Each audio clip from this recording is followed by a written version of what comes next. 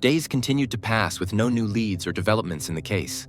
Tension and frustration grew as time went on. But after 2 long weeks of investigation and repeated, intense interrogations, Victoria finally broke her silence. She agreed to lead the police to the place they had been desperately trying to find. Detectives accompanied her on a long and grim journey, traveling nearly 300 miles from Halifax.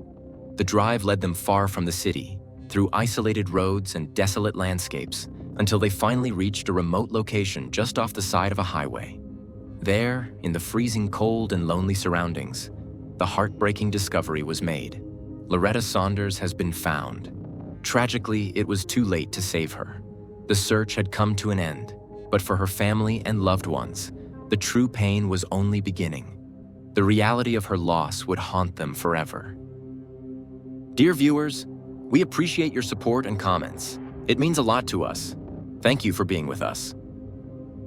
This documentary tells the story of Loretta Saunders, who, at just 26 years old, found herself at a pivotal crossroads in her life.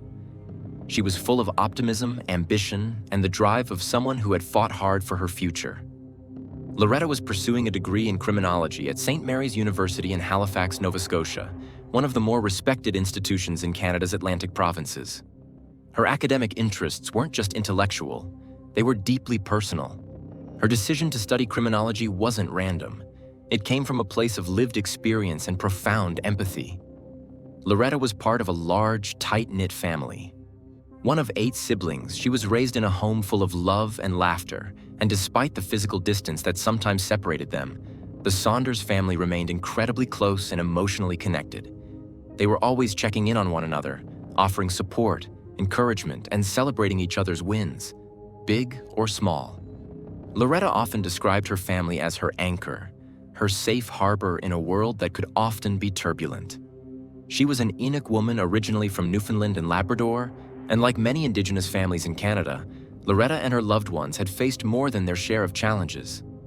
Historical inequalities, systemic barriers, and personal hardships had tested their resilience over the years.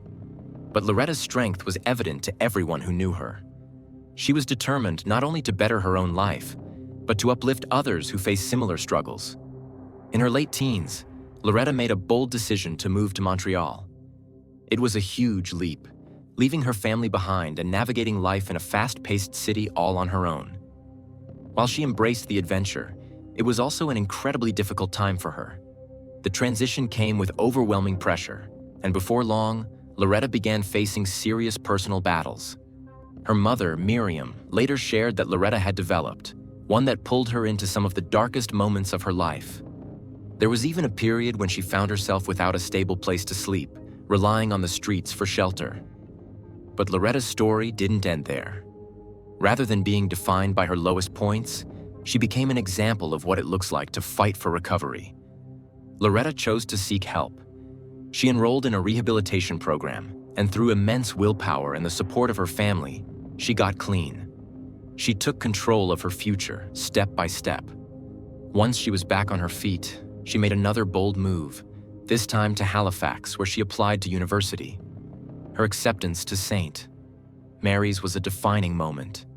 She was thrilled beyond words, filled with purpose and a renewed sense of self. Her dream was to eventually study law, using her education and lived experiences to advocate for those who didn't always have a voice. When it came time to choose a thesis topic, Loretta didn't hesitate. She knew immediately what her focus would be: missing and murdered Indigenous women. The subject was incredibly close to her heart, not just as an academic pursuit, but as a personal mission. Loretta wanted to shine a light on the stories of Indigenous women whose voices had been silenced, whose cases had been overlooked. She envisioned creating documentary films in the future, projects that would bring these important narratives to broader audiences and help drive systemic change. This wasn't just a goal, it was a calling. Her personal life was also blossoming. Loretta had been in a loving and committed relationship with Yelchin Sekulte, a kind and supportive partner who shared her values. The two had been together for nearly 3 years, and their bond had grown stronger over time. They had even traveled to Turkey recently to visit Yelchin's family, a trip filled with joy and meaningful introductions. Yelchin spoke fondly of Loretta to his relatives, telling them without hesitation that she was the person he wanted to spend his life with. There was even more joy ahead for them. Loretta had recently discovered that she was pregnant, 3 months along, and she was absolutely elated. She was preparing for the next chapter, building a family of her own. She and Yelchin had moved in together, setting up a home full of hope and excitement. To help manage expenses, Loretta had sublet her own apartment to a pair of tenants, providing her a little extra income as she focused on her final year of school. With graduation only 2 months away and a baby on the way, Loretta had never felt more optimistic. She often spoke about the future, about the kind of mother she wanted to be, and the kind of justice advocate she aimed to become.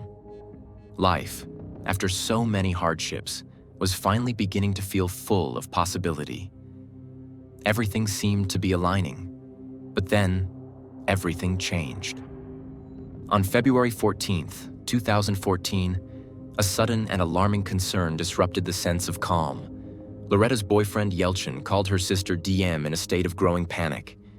He hadn't seen Loretta since the previous day, and something didn't feel right. He explained that he had received a couple of text messages from her phone, but they were strange, unlike anything she would normally send. In one message, Loretta claimed she had accidentally locked herself out of her online banking account. In another, she said she was going to stay with a friend and would contact him later. But she didn't say who the friend was. The messages were short, vague, and lacked her usual warmth and attention to detail. This uncharacteristic communication set off alarm bells. Loretta was usually very communicative, especially with her family. She checked in frequently and rarely went silent without explanation. DM hadn't heard from her either. As the day turned to night and the hours continued to pass without any word, anxiety began to swell among her loved ones. By the following day, Loretta's parents, Miriam and Clayton, were deeply worried. They described a creeping sense of dread. They just knew something was wrong. For a young woman who was always in touch, who never failed to message back, this silence was deafening. Family members began calling each other nonstop, reaching out to friends, trying to retrace her steps and piece together any possible explanation. But Loretta hadn't spoken to anyone. Her phone remained silent. And then came another strange detail. Her car was missing, yet nearly all of her personal belongings remained untouched at home. By the third day, their fears could no longer be dismissed as overreaction. The family reported her missing to the authorities, and police officially opened an investigation. Officers first visited the home Loretta shared with Yelchin. Understandably, as the last known person to see her, Yelchin was asked to recount everything he could remember. He told investigators that Loretta had a full schedule on February 13th. She had planned to visit her former apartment at Cowie Hill Drive to collect rent from the tenants, and then continue with a day filled with errands and studying. According to Yelchin, she had seemed fine when she left the house, focused, calm, and entirely herself. The tone and wording of the messages he had received afterward were completely out of character, something both he and Loretta's family emphasized to the authorities. Police carried out a search of the home, looking for any signs of struggle, but they found nothing suspicious. At that point, there was no indication of foul play, and investigators felt Yelchin was genuinely concerned and cooperative. His worry for Loretta appeared real and unforced. Next, investigators headed to the apartment at 41 Cowie Hill Drive, Unit 1003, where Loretta's tenants lived. The door was locked. No one answered when they knocked, and from what officers could observe, there was nothing obviously wrong inside. Still, the situation didn't sit right. Where was Loretta? Why had her communication changed so suddenly? And why hadn't anyone seen or heard from her in days? The unanswered questions only deepened the mystery, and the search for Loretta Saunders had just begun. Everything inside Loretta Saunders' sublet apartment appeared to be in perfect order. Nothing looked disturbed. Nothing appeared to be missing or out of place. The space was clean and tidy, just the way Loretta had kept it. There were no signs of forced entry, no scattered belongings, no broken items, nothing that gave an obvious clue that anything troubling had happened. According to initial information, the couple staying there, Blake Leggett and Victoria Henneberry, had reportedly left the city several days earlier to go on a short trip to celebrate Valentine's Day. Since then, no visitors had been reported entering or leaving the unit. Surveillance footage from the lobby camera of the building offered some key details. The timestamp showed Loretta arriving at the apartment complex just before 11 a.m. on the morning of February 13th. She appeared calm and composed, dressed for a casual day, entering the building with a sense of purpose. Investigators hoped that this video would mark the start of a timeline they could follow to track her movements. But since she had now been missing for 4 days, the process was anything but straightforward. There were hours of footage to comb through, across multiple exits and entryways. Investigators had to consider every possibility. Was it feasible that Loretta had entered the unit, stayed overnight while the tenants were away, and left again undetected? Could she have exited through another entrance or been picked up in an area with no camera coverage? Each of these questions meant that every available piece of footage, spanning several days, needed to be carefully reviewed, frame by frame. In the meantime, her family, friends, and growing network of supporters were not sitting still. They had begun distributing a new round of missing person posters around Halifax and surrounding communities, clinging to hope that someone, somewhere, had seen something, anything that could help bring Loretta home. Her siblings, many of whom still lived in Newfoundland and Labrador, were preparing to fly to Nova Scotia to stand together as a family during this agonizing ordeal. Their hearts were heavy, but their determination was unwavering. The family also made a heartfelt appeal to the public, asking anyone who may have seen Loretta's car or had any knowledge of her whereabouts to come forward. Every clue mattered. Meanwhile, an online campaign sprang to life, rallying support for the Saunders family. A Facebook group dedicated to finding Loretta quickly gained traction, helping to spread awareness far beyond Nova Scotia. A fundraiser was also launched to assist in covering the travel and accommodation costs needed to reunite Loretta's parents and 5 brothers in Halifax. The response was overwhelming. Within days, the financial goal was met, allowing the entire family to gather in person during what was undoubtedly one of the most difficult periods of their lives. As police continued their investigation, they managed to get in contact with Blake and Victoria, the tenants who had been subletting Loretta's apartment. The pair informed officers that they were currently out of town, roughly 200 miles away, and hadn't seen or heard from Loretta in days. Their account didn't provide much clarity. They maintained that they had no idea where she was or what had happened. They were, according to them, just as confused as everyone else. Shortly after this conversation, investigators uncovered a surprising development. Loretta's bank cards were still active and being used. Hope flickered briefly. Could she be alive and simply avoiding contact? Maybe she was going through something and needed space? But that hope soon shifted into concern. On February 13th, the very day Loretta had last been seen, one of her cards had been used inside a retail store just before 5 p.m.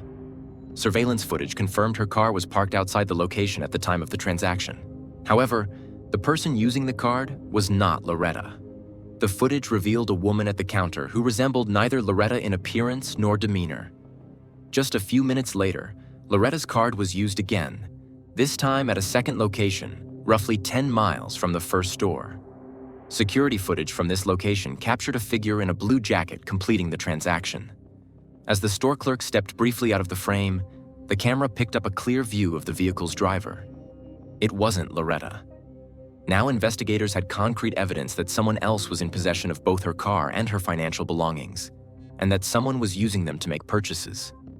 It deepened the mystery and added a new layer of urgency to the case. 5 days after Loretta was first reported missing, a call came in to the Halifax Regional Police from law enforcement in a completely different province. Her car had been found. It had turned up in Harrow, Ontario, more than 1,800 kilometers away from Halifax. The vehicle was parked in the driveway of a residential home. And inside that home were none other than Blake Leggett and Victoria Henneberry, the very couple who had been subletting Loretta's apartment. Both individuals were promptly taken into custody and charged with possession of a stolen vehicle. At that point, investigators still didn't have all the answers. The biggest question remained: where was Loretta? And did Blake and Victoria know anything about her disappearance? It had now been 8 long, painful days since Loretta vanished without explanation. And while there were more clues than before, the full picture was still far from clear. After their arrest, Blake and Victoria were also charged with unauthorized use of Loretta's bank cards. Detectives believed that additional charges could be added as the investigation progressed, depending on what evidence was uncovered next. Authorities in Nova Scotia began preparations to extradite the pair from Ontario back to Halifax to continue their questioning and potentially lay further charges. During one of the initial interviews, Blake claimed that Loretta had sold him the vehicle shortly before he left town. According to him, the price had been low and it made more sense than booking a flight. It was a convenient explanation, but it didn't hold up for long. Investigators dug deeper into both Blake and Victoria's backgrounds and discovered that they were both already wanted on unrelated legal matters. Blake had a pending warrant in Calgary for failing to appear in court, while Victoria was wanted in Halifax in connection with an alleged threat made toward another individual. These revelations further undermined the credibility of their story. As officers continued to process evidence, a disturbing detail emerged. During a routine search of the two suspects, Loretta's phone was discovered on Victoria's person. Meanwhile, Blake was found carrying several of Loretta's bank cards. These discoveries strongly suggested that Loretta had not willingly handed over her belongings, and that something far more serious may have occurred. Police reviewed additional surveillance footage from the apartment building, looking to pinpoint any relevant movements. At approximately 2:30 p.m. on February 13th, cameras captured Blake entering the lobby, struggling slightly as he carried what appeared to be a large, heavy hockey bag.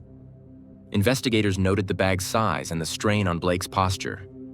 About 30 minutes later, he returned to the building and exited again, this time with more bags. Then, for a third and final time, he was seen leaving with Victoria by his side. Though the footage did not contain sound, what it showed was troubling. It painted a picture of calculated movement, timed exits, and the transport of multiple large bags. Given everything investigators had uncovered so far, the implications were chilling. While neither Blake nor Victoria were offering statements or cooperating meaningfully with the investigation, their silence was telling. But what came next would be perhaps the most revealing moment yet. Upon obtaining access to Blake's phone, forensic investigators found what they described as the closest thing they'd seen to a confession. While the details of the message or file have not been publicly disclosed, authorities indicated it pointed strongly toward knowledge of Loretta's disappearance and possibly involvement. As the case continued to unfold, one thing was becoming heartbreakingly clear. Something terrible had happened to Loretta Saunders, and those closest to the center of the investigation were running out of room to hide from the truth. In the final days before Loretta Saunders was last seen, a troubling piece of footage would later become one of the key elements in unraveling what had happened. In that video, recorded by Blake Leggett himself, he films an argument between him and Victoria Henneberry. The two appeared to be under the influence of alcohol, and their confrontation grew loud and volatile.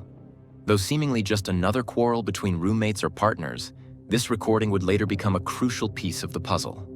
Detectives, carefully analyzing the dynamics of the situation, came to a critical conclusion early on. Victoria was far more likely to talk than Blake. She showed signs of emotional strain, and investigators felt she was burdened by something she had been carrying. During questioning, officers presented her with the video footage of the argument, a recording that exposed their state of mind and the deteriorating relationship between them. After several moments of silence and hesitation, Victoria's composure finally cracked. With a quiet but chilling certainty, she uttered the words investigators had feared but anticipated. He did it. He killed her. She explained that the motive behind Loretta's death had not stemmed from rage, revenge, or any deep personal grievance, but something heartbreakingly trivial: unpaid rent. Victoria confessed that Blake had taken Loretta's life simply to avoid paying the money they owed her. It soon came to light that the conflict between Loretta and her tenants had been escalating for months. Loretta had shown immense patience, giving Blake and Victoria chance after chance to catch up on the rent. But after enduring late payments and being repeatedly ignored, her patience ran out.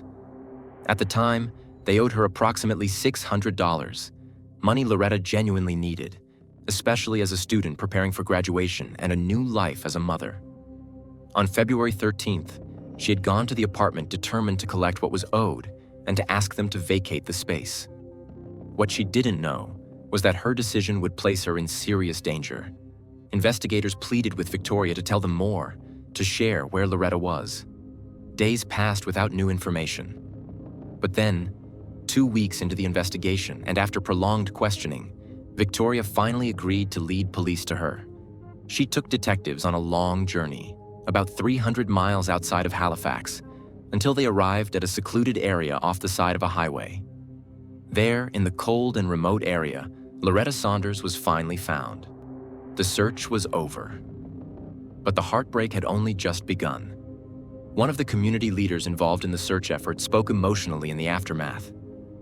When we found out it was no longer a missing person case, but a confirmed loss of life, it was devastating. Loretta wasn't just someone people knew.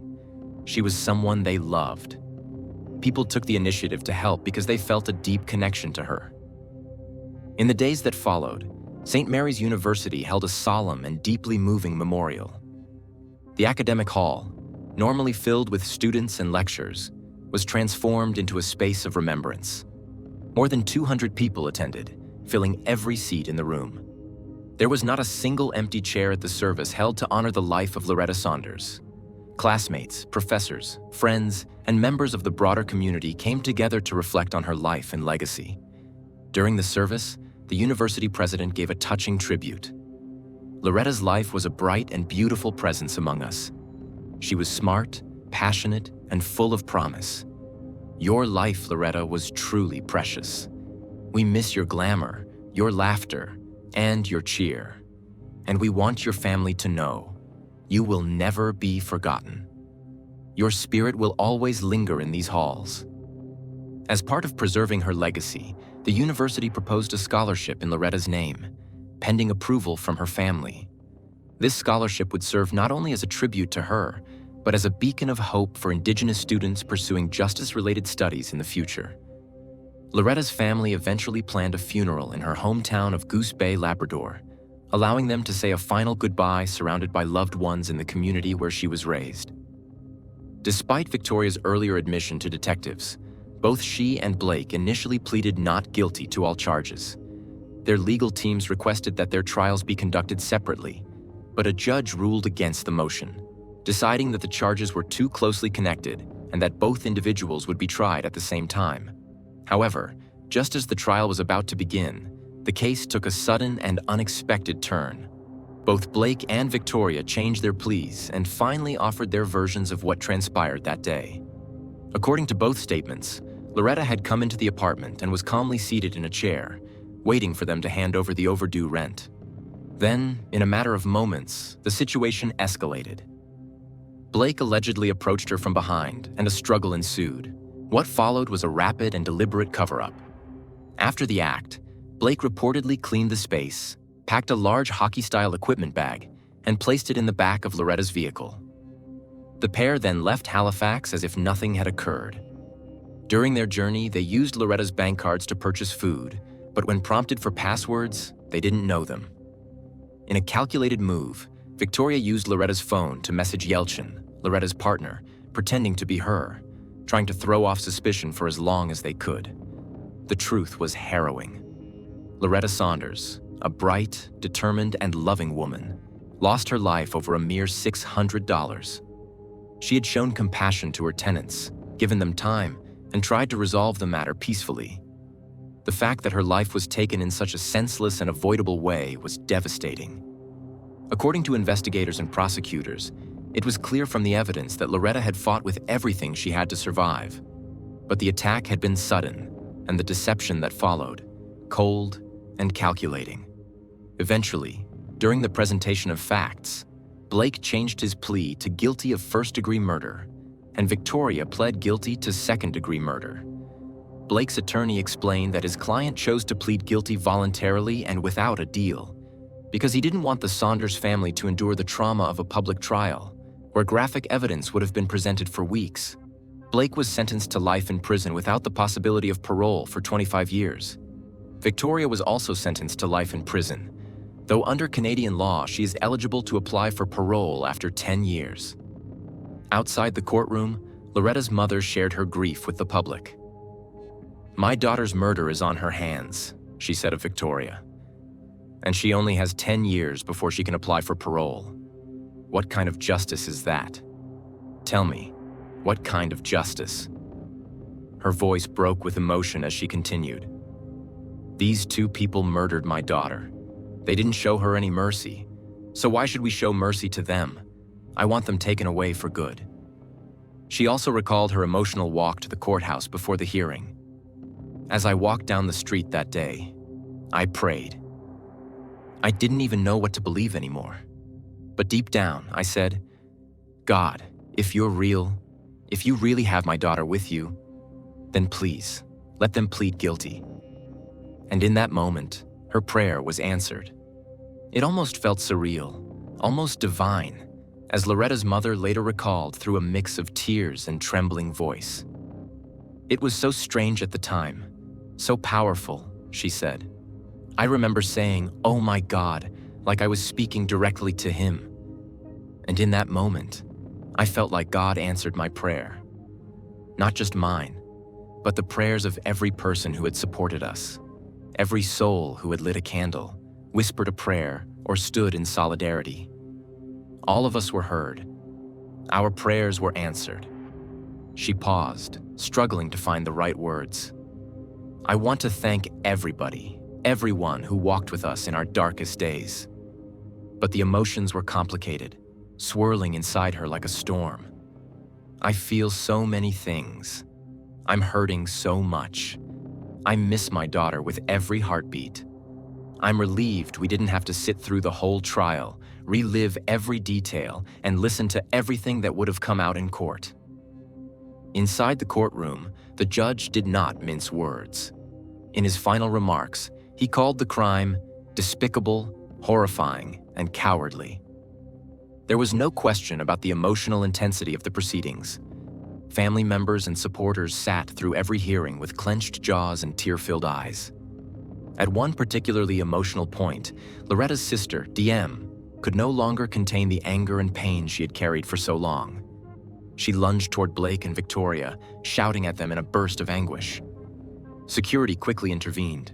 As the family left the courtroom, someone in the hallway shouted at Blake, their voice echoing through the halls, "We'll be waiting when you get out." In early 2017, Victoria Henberry attempted to withdraw the guilty plea she had previously entered in court. She claimed that at the time of her confession, she had not been in the right state of mind, and therefore her plea should be considered invalid. The court reviewed her application carefully, but the motion was denied just a few months later. The ruling stood. Her confession remained on record. Soon after, Victoria began to tell people that she had Indigenous heritage through her maternal line. This claim raised eyebrows and stirred strong emotions, especially among Loretta's family and the broader Indigenous community. The parole board noted that there was no documented evidence or familial recognition of such ancestry. For those who knew Loretta, who understood what she had stood for and who she had tried to protect, this statement felt deeply offensive. Her family viewed it not as a genuine revelation, but as a manipulative gesture. "To say that now," one community member remarked, "after taking the life of an Indigenous woman is not only insensitive, it's insulting. It's not heritage. It's a gimmick. It's a game to her."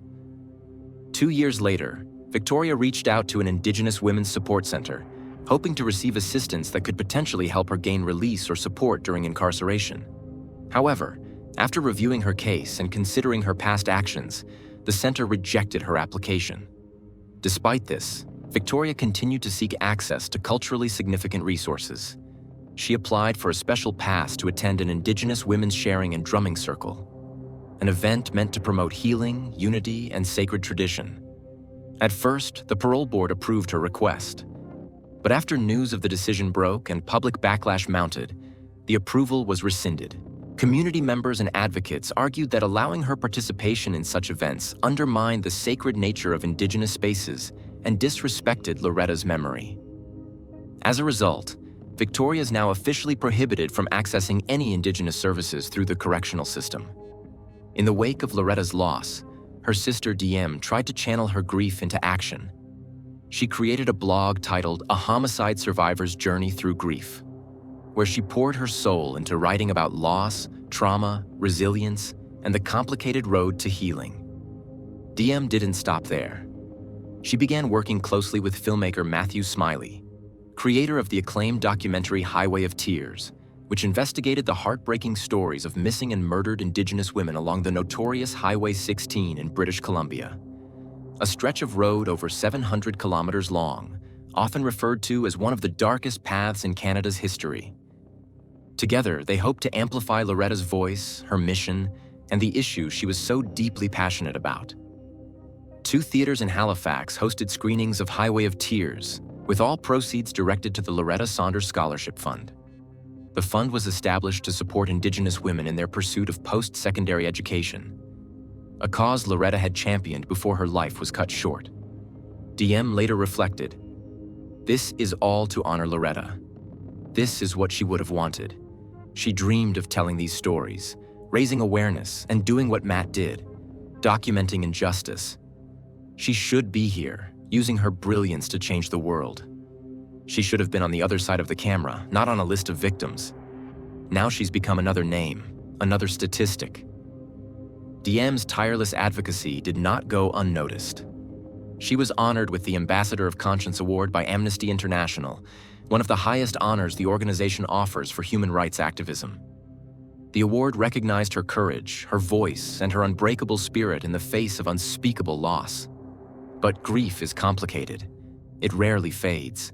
It only changes shape. And for DM, the weight of losing her sister became too much to bear. In a heartbreaking twist, Loretta's mother, Miriam Saunders, made a public announcement in September 2021. She confirmed that DM had passed away years after losing Loretta. The trauma had become too great. DM's own struggles with addiction worsened in the years following her sister's death. She eventually experienced liver failure, a direct result of the downward spiral that began with unimaginable grief. In a desperate and courageous attempt to recover, DM stopped taking her prescribed medications and tried to get clean on her own. But to cope with the emotional pain, she began drinking heavily. Her body, already weakened, couldn't recover. The community was devastated. DM, like Loretta, had become a symbol, a voice for justice, a fighter for truth. And now, she too was gone. On a clear evening in Halifax's Parade Square, dozens of people gathered beneath the quiet sky to honor her memory. Friends, family, and strangers lit candles and stood in silence, remembering a young woman whose story and whose heartbreak had touched lives across Canada and beyond. As flickers of candlelight danced against the night air, people whispered words of love, of loss, and of a promise that neither Loretta nor DM would be forgotten.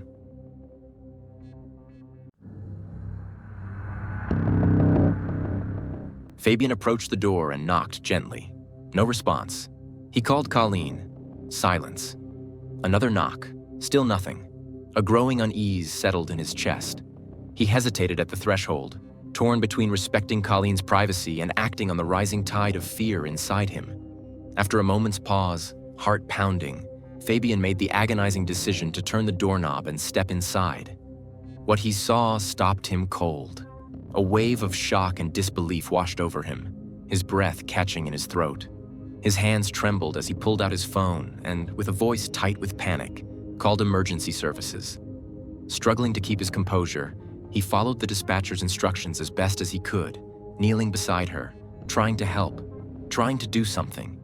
When the paramedics finally arrived, they moved quickly, working with the calm focus of seasoned professionals.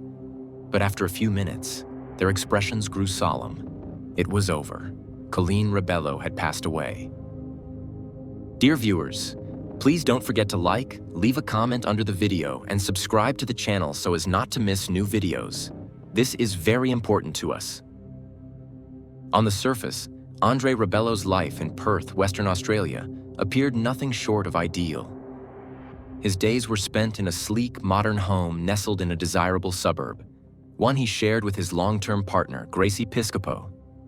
Together, they projected an image of effortless luxury.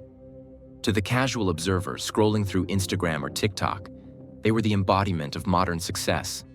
Radiant, stylish, and seemingly living a life most could only dream about. Followers couldn't get enough. Their digital presence was a masterclass in lifestyle branding. Impeccably curated posts featured sun-soaked getaways, designer wardrobes, and an enviable blend of glamour and domestic bliss. They didn't just look happy, they looked perfect. But behind the lens, behind the polished aesthetics and filter-enhanced smiles, existed a story far more nuanced, one steeped in sacrifice, silent compromises, and emotional undercurrents that never made it into a caption. Andre and Gracie's paths first crossed in 2015, a year that would prove pivotal for both of them. At the time, Andre was just 19 years old. Born in 1996, he was youthful, optimistic, and quietly ambitious.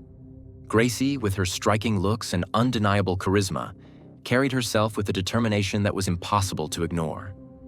Though she was still finding her footing in life, working as a receptionist at a local gym, her eyes were fixed firmly on a bigger future. She wasn't interested in ordinary. She was determined to carve out a space for herself in a new digital frontier that was rapidly changing the nature of fame and fortune. And she did. With unwavering consistency, Gracie began posting images online, carefully composed snapshots that highlighted her sense of style, her beauty, and a growing confidence in her public persona. As her social media following grew, so did her opportunities. Brand deals began to roll in. Invitations to high-profile events followed. In just a few short years, Gracie had successfully transitioned from front desk worker to one of Perth's most recognizable influencers, pulling in approximately $170,000 annually through sponsorships, affiliate marketing, and product partnerships. The transformation was dazzling. Her digital success translated into real-world affluence. She began wearing designer labels and staying in five-star hotels. Holidays meant exotic destinations, not road trips. Her life became the very definition of aspirational, and Andre was swept into it. Suddenly, the young man who once lived a relatively modest life found himself attending exclusive events, dining in high-end restaurants, and traveling first class. Their relationship became as much a part of Gracie's brand as her fashion sense or fitness regime. Together, they were a social media power couple, beautiful, seemingly grounded, and raising a child in a home that looked straight out of a luxury design catalog. To the outside world, their relationship was the stuff of modern fairy tales. They drove the newest Range Rover, lounged in tastefully decorated interiors, and regularly posted pictures with their young son, an adorable addition who only enhanced their brand's appeal. Their followers adored them. The couple was seen as authentic, relatable despite their success, and deeply in love. But the reality behind the images was far more complex. As Gracie's fame soared, the demands on her time and energy increased dramatically. Managing a thriving influencer career is a full-time job, and then some. Negotiating contracts, creating content, handling taxes, brand partnerships, and public relations. It was a logistical maze. Recognizing the growing need for structure behind the scenes, Andre made a life-altering decision. He dropped out of university and chose to fully support Gracie's burgeoning career. He took on the role of her assistant, a position that demanded long hours and constant availability. He was the silent architect of her success, fielding calls, reviewing contracts, organizing shoots, handling travel arrangements, and managing finances. Yet despite the immense responsibility, his own earnings remained modest. At just $20,000 a year, Andre was investing much more than he was financially receiving. It was a sacrifice he believed in at the time, fueled by love and a shared vision. Though present in her content, Andre was never the central figure. Gracie remained the face of the brand. She was the one audience connected with, the one companies courted for collaborations. He was often the one behind the camera, making sure the lighting was perfect, that their child's clothes were clean and color-coordinated, that the captions were polished. He was her anchor, but often invisible to the public eye. As their son grew, so did their online empire. Parenting content became a new vertical of their business. Gracie secured lucrative deals with baby brands and family-focused companies. Every moment, from family outings to morning routines, was packaged, posted, and monetized. Their digital life was a constant performance, requiring near-constant attention and upkeep. Over time, however, Andre began to feel the weight of invisibility. While he was proud of what they had built, A quiet longing grew within him, a desire to create something of his own, something that wasn't tied to someone else's spotlight. That's when he discovered cryptocurrency. The decentralized, fast-moving world of digital assets offered something he hadn't felt in years: possibility. Andre immersed himself in it, studying markets, reading forums, joining online communities. He wasn't chasing quick money. He was chasing purpose, autonomy, and maybe even redemption.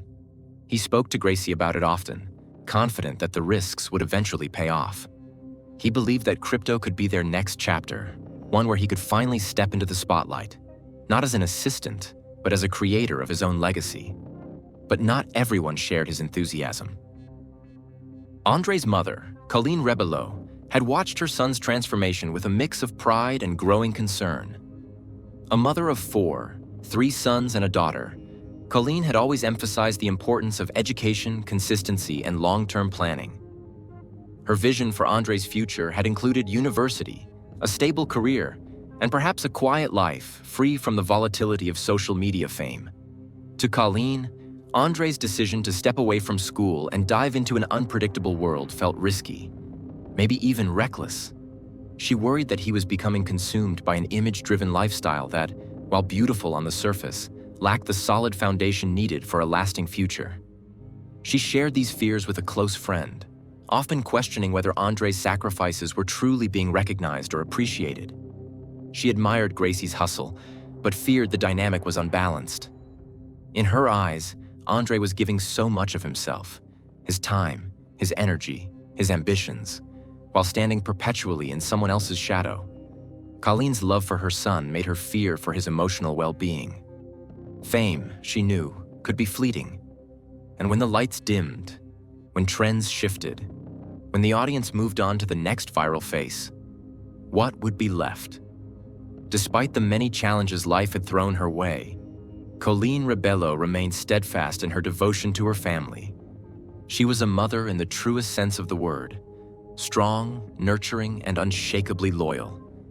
Even when her own marriage came to an end in 2010, leaving her to raise 4 children as a single parent, she never once stepped back from her responsibilities.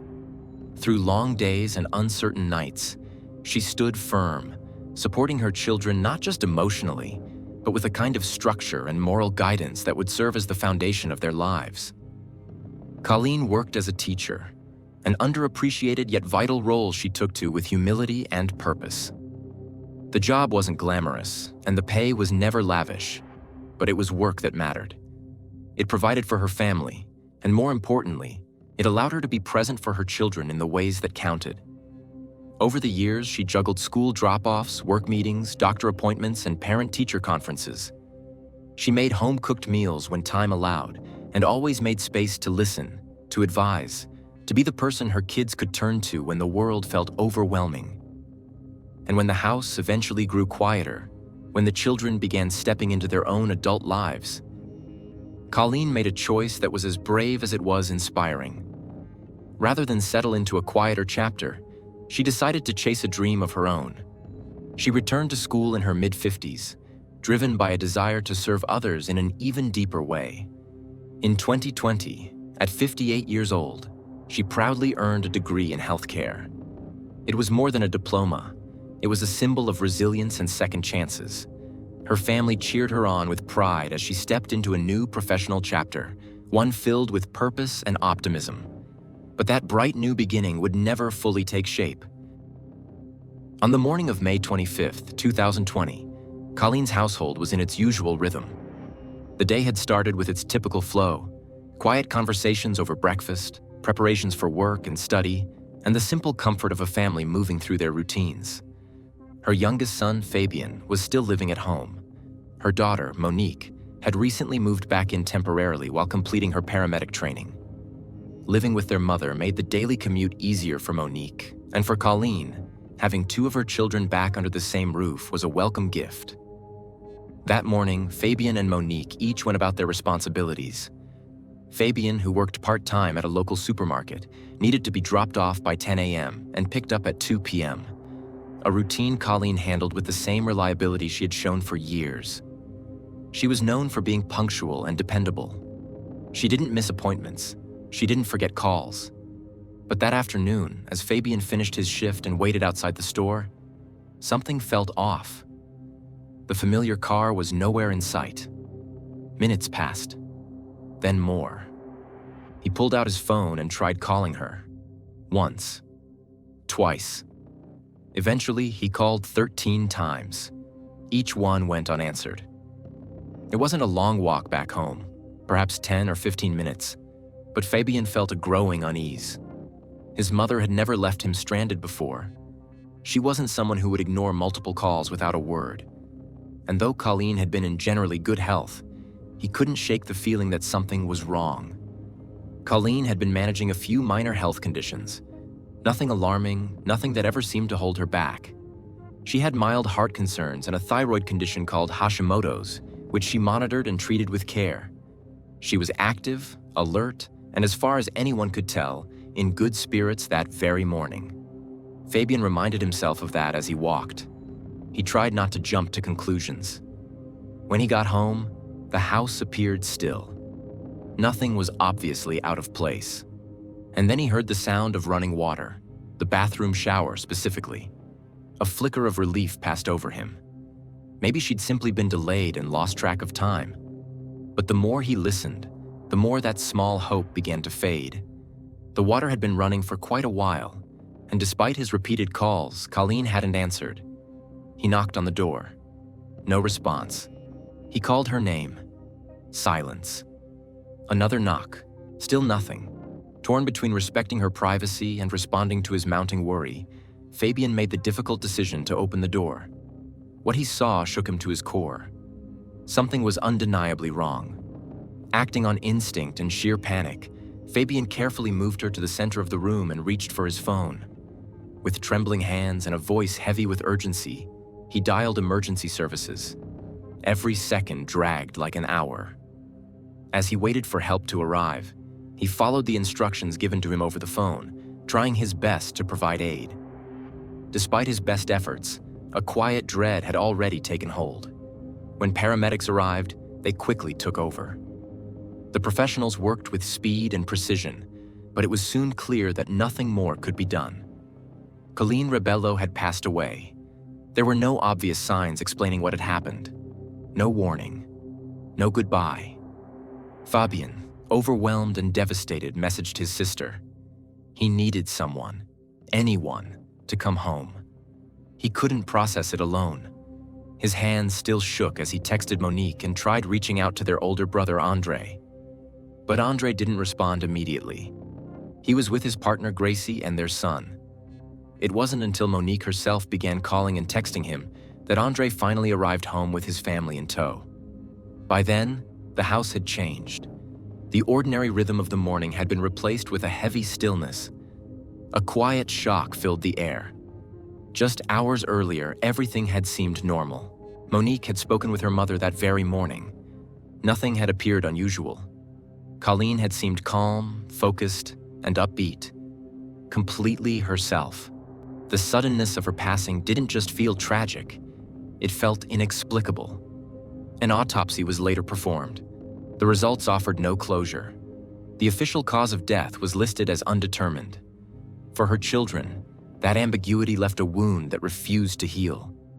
The idea that their energetic, capable mother could pass away without warning or explanation didn't make sense. And then there were the details.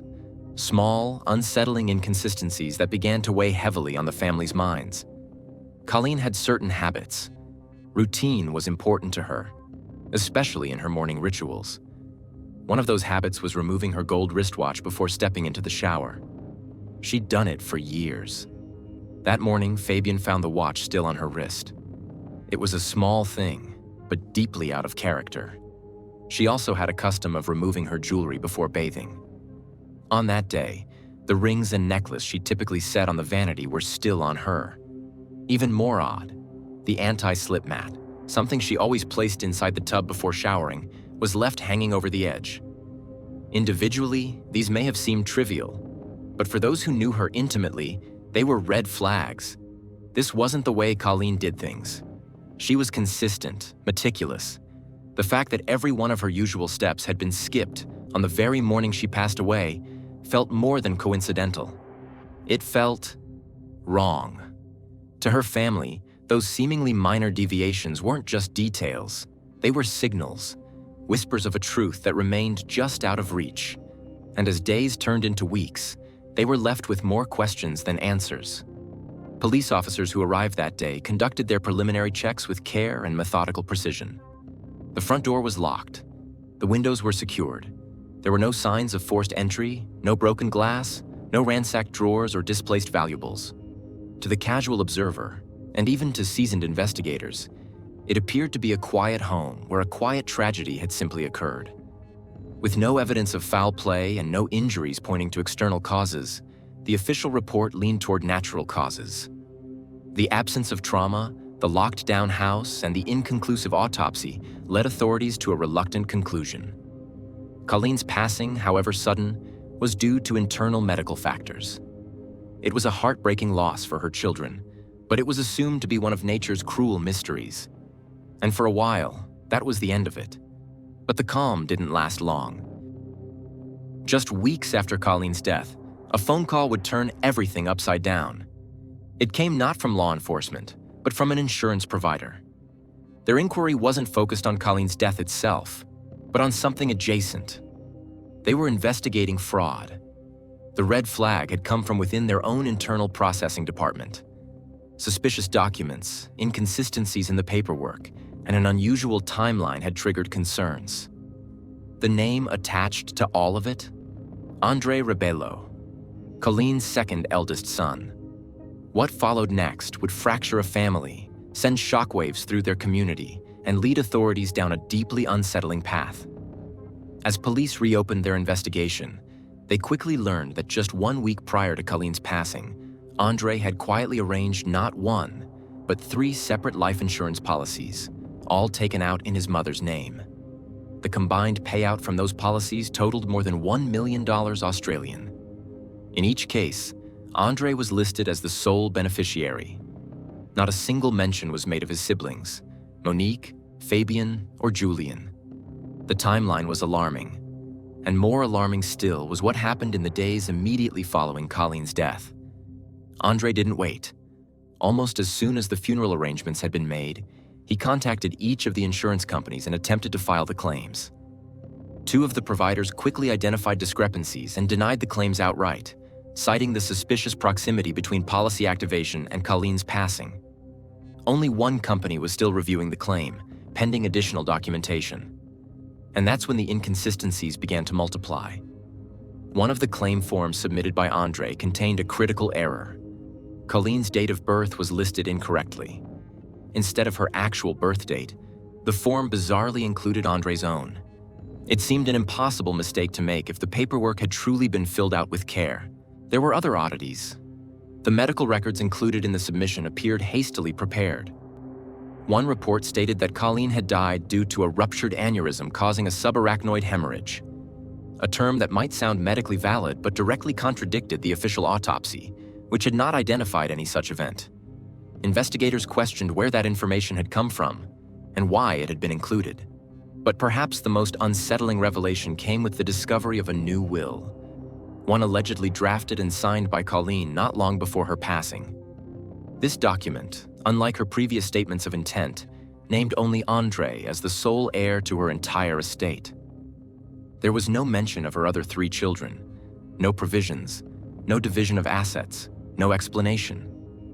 To the rest of the family, it felt like a betrayal of everything Colleen stood for. She had always been fair. She believed in balance, in sharing, in making sure that each of her children, regardless of their life paths, felt equally loved and supported. The idea that she would single out one child in such a sweeping way was completely at odds with the woman they knew. Authorities dug deeper. The new will came with supporting documents, including psychological evaluations meant to demonstrate that Colleen had been of sound mind when making the changes. But those too came under scrutiny. Investigators determined that several of the evaluations were falsified. The dates were inconsistent, and some of the medical professionals listed had no record of ever treating Colleen. Then came the most disturbing twist of all. Among the digital files submitted by Andre was a voice recording, purportedly of Colleen, affirming her desire to name Andre as the sole inheritor. On the surface, it sounded convincing, until experts analyzed the file. What they uncovered was a chilling detail. The voice had been digitally generated. Using advanced AI software, someone had created a synthetic voice file that sounded like Colleen, but wasn't her. It was an attempt to simulate authenticity, and it failed under scrutiny. When confronted, Andre didn't deny his involvement. Instead, he offered an explanation that raised even more questions. He claimed that everything had been done with his mother's knowledge and blessing. According to him, Colleen had entrusted him to handle her financial matters and had asked him to ensure that any inheritance once secured would eventually be distributed equally among the siblings. To some, it might have sounded plausible, but to investigators, and especially to Colleen's other children, it felt like a desperate narrative crafted under pressure. The evidence told a different story. The life insurance policies were rushed and last minute. The claim attempts were immediate. The paperwork was inconsistent. The forged documents, the AI audio file, the exclusion of every other sibling, it all pointed to a coordinated effort, one that went far beyond mere oversight. For Monique, Fabian, and Julian, the betrayal was not just about money. It was about trust. It was about family. And it was about a deep and irreparable wound that now lived between them and the brother they once believed in. Julian, the eldest, took on the heavy task of sorting through their mother's estate. It was a responsibility he hadn't asked for, but one he accepted with quiet dignity.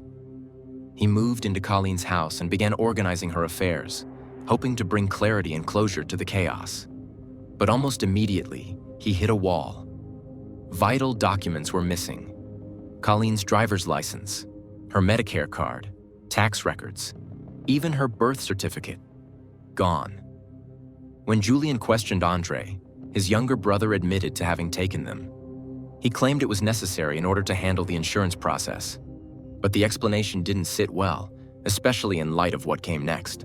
The family discovered that Andre had redirected all of Colleen's mail to his own address, effectively cutting off communication between important agencies and the people still living in her house. There had been no practical reason for this. Monique and Fabian were still residing there. The estate matters could have been handled from the home. The choice to reroute everything felt strategic. As the days turned into weeks following Colleen Rebello's unexpected passing, the cloud of grief that hovered over her family began to shift into something darker, something far more unsettling. What began as quiet mourning slowly gave way to persistent doubt. Whispers turned into questions, and those questions began to demand answers. Could it be possible that Colleen's death had not been a tragic fluke of nature? Could someone close to her, someone she trusted implicitly, have played a role in her demise? And if so, why? The suspicions didn't emerge all at once. They accumulated slowly, gathering weight as inconsistencies began to pile up. At the center of those suspicions stood Colleen's own son, Andre Rebello, who, by then, had already raised more than a few eyebrows for his handling of her life insurance claims, his secrecy around the will, and his strange, sudden behavior in the days that followed her death. In light of new developments, police made the decision to reopen the case. This time, they approached it with fresh eyes and deeper scrutiny. Detectives began re-interviewing everyone connected to Colleen, not just her children, but also extended family members, neighbors, and, crucially, Andre's partner, Gracie Piscopo, the high-profile influencer who, like Andre, had built a life that looked picture-perfect from the outside. And then came the first major breakthrough. Colleen's sister came forward with information that would send shockwaves through the investigation. She recalled an odd moment from the very day Colleen passed away, May 25th, 2020. At around 1:30 p.m., she had driven past Colleen's house, something she did frequently. But on this particular day, something stood out. A car was parked in the driveway that she didn't recognize. At the time, it barely registered, just another vehicle, perhaps a friend visiting or a delivery driver. But in the emotionally heightened atmosphere of Colleen's funeral a few days later, she saw that very same vehicle again. This time, she saw Andre and Gracie getting into it. That observation carried serious implications. It meant that Andre had been at the house later than he had originally claimed. Up until that point, Andre had never told anyone, not even his siblings, that he had seen their mother that day. He had kept that detail completely to himself. It wasn't until police confronted him with the timeline provided by Colleen's sister that he finally admitted, yes, he had visited their mother that morning. He claimed he had only stayed for 45 to 50 minutes, just enough time for a short chat. And then he said something even more unexpected. According to Andre, during that visit, Colleen had expressed feelings of despair. He claimed she had opened up about her fear of growing older, her anxiety about being a burden, and her belief that life no longer held much meaning. He portrayed her as vulnerable and emotionally fatigued. He even suggested that their conversation had prompted him to take out the insurance policies, not out of greed, but as part of a plan she allegedly supported, one meant to secure the family's financial future. But that narrative quickly began to crumble, because Gracie, his longtime partner and mother of his child, had her own account of that same day, and it didn't match his. Gracie recalled that she had been home, preparing for lunch plans with her cousin. She remembered getting ready, applying makeup, and choosing an outfit. But as the minutes ticked by, Andre was nowhere to be found.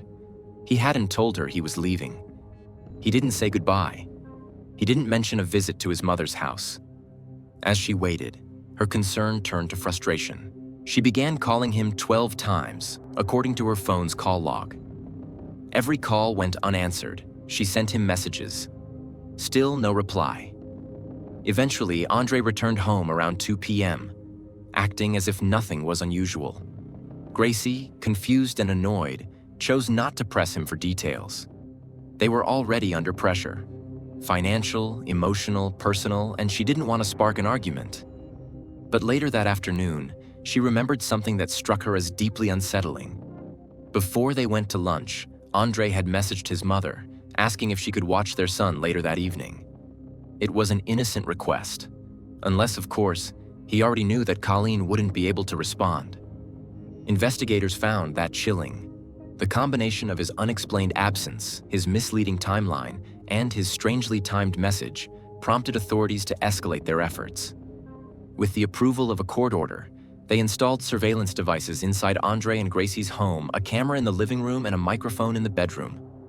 They were hoping for a confession, or at least an unguarded moment that might offer insight into Andre's state of mind. For 3 months, they monitored the household. What they captured was deeply revealing. It became clear that Gracie had no knowledge of the insurance policies. In one recorded conversation, she confronted Andre angrily, blindsided and furious. The discovery had shaken her. Not only did she feel betrayed, but she also feared for her reputation and career. As a public figure who built her brand on trust and relatability, being associated with a scandal of this magnitude could destroy her livelihood. She reminded Andre of the stakes. If you've done something to your mother and it comes out, you will go to prison. But Andre appeared eerily calm, almost dismissive. He didn't deny her accusations. Instead, he insisted everything was under control. He still believed the money would come through. In fact, he had already begun planning to leave the country once the payout arrived.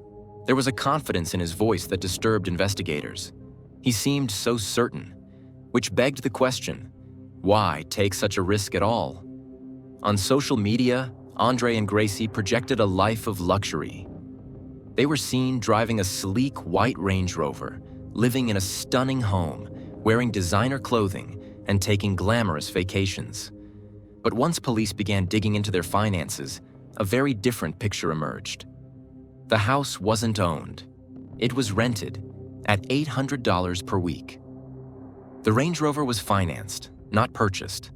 The vacations were often sponsored or comped by brands in exchange for exposure. Their entire lifestyle was an elaborate facade, maintained for followers and partnerships, but not backed by financial stability. Behind closed doors, they were in trouble. At the time of Colleen's death, the couple had accumulated over $120,000 in debt. They were months behind on rent and car payments. Gracie had a $40,000 unpaid tax bill, one she hadn't even been aware of. Andre had been in charge of their financial affairs, keeping her in the dark about their true situation. The so-called Savior Plan, Andre's venture into cryptocurrency, had utterly failed. After 3 years of effort and countless hours lost to trading forums and digital predictions, the result was almost laughable. A portfolio worth just $20. The illusion was collapsing. The pressure to maintain their online image, their lifestyle, and their personal brand had become unbearable. In that desperate place, cornered by debt and clinging to relevance, Andre seemed to see only one way out: a shortcut to millions. By taking out 3 life insurance policies in his mother's name without her knowledge and quietly placing himself as the sole beneficiary, Andre had laid the foundation for what investigators now believed could be a carefully calculated plan. With the money from the insurance claims, he could erase their mounting debts. But that vision came crashing down in November 2022, when authorities arrested him and charged him with the murder of his mother, Colleen Rebello. The trial began nearly 2 years later, in October 2024, and would go on to last 8 weeks, each day revealing deeper layers of deception, grief, and unanswered questions. Throughout the trial, expert witnesses, forensic analysts, behavioral specialists, and digital investigators testified to one unsettling theme: that while no direct physical cause could be identified, indicators of foul play were present, and the behavior surrounding Colleen's death pointed strongly toward manipulation and intent. Then came the digital trail, or rather, the lack of one. Investigators testified that in July 2020, just 2 months after Colleen's passing, Andre had completely wiped his computer's hard drive. That in itself raised suspicions. But what followed was even more damning. A series of forged documents submitted to insurance companies in an attempt to secure the $1 million payout. Andre maintained his innocence throughout. He claimed she had been worried about the family's financial stability and had asked him to take care of the logistics, trusting him to later divide the assets fairly among his siblings. But the jury wasn't convinced. On December 5th, 2024, after just 2 days of deliberation, the jury returned with a unanimous verdict: guilty. Andre Rebello was sentenced to life in prison with a minimum non-parole period of 25 years.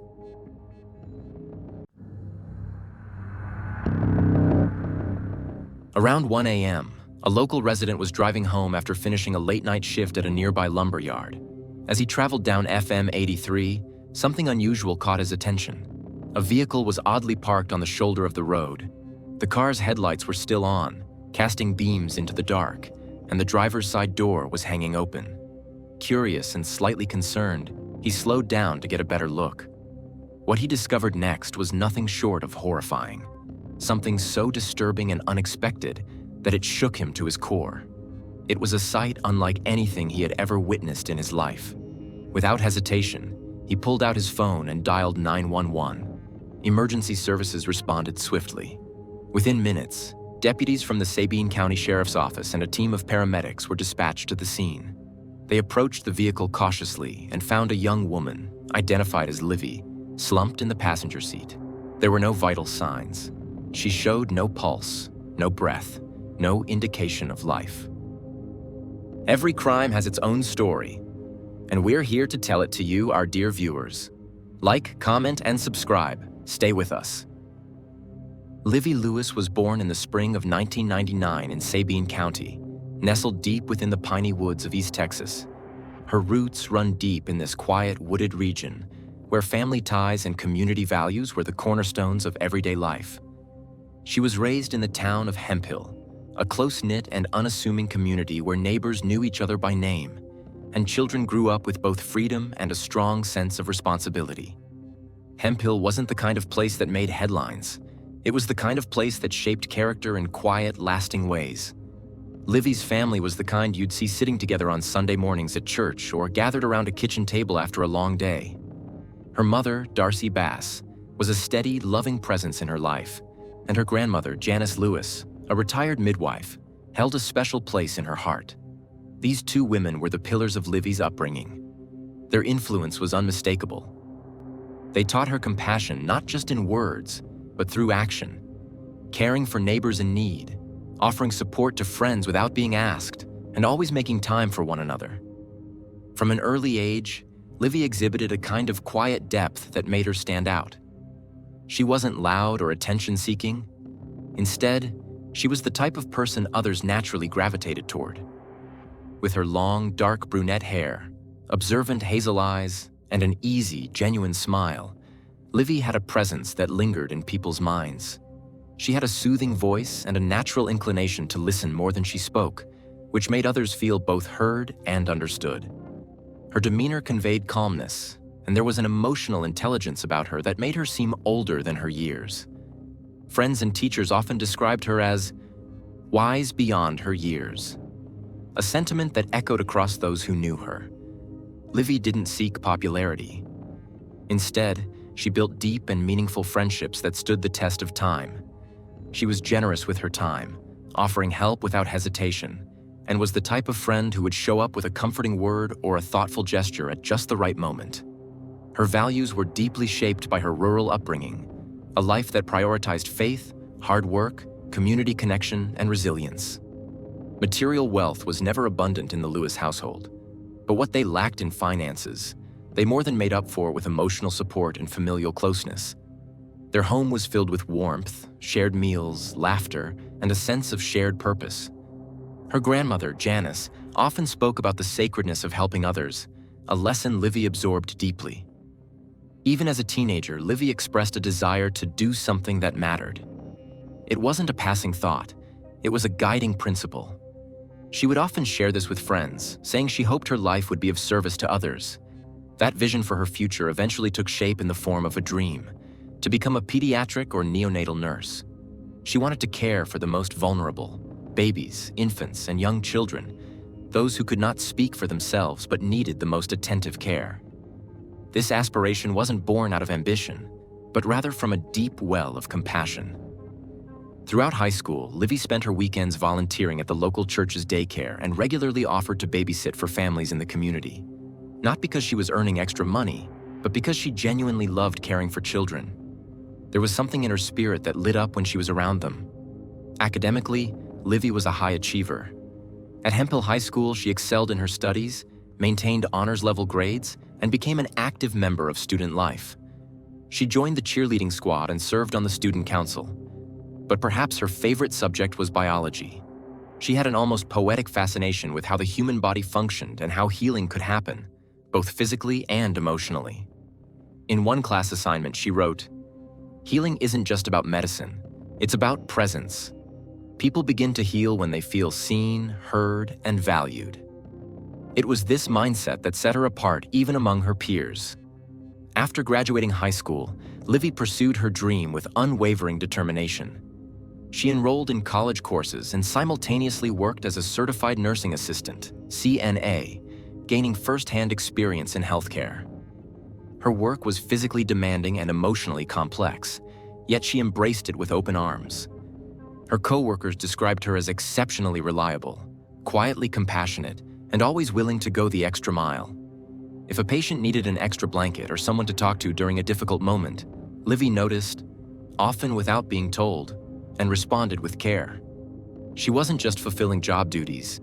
She was creating moments of comfort in spaces that could often feel cold and clinical.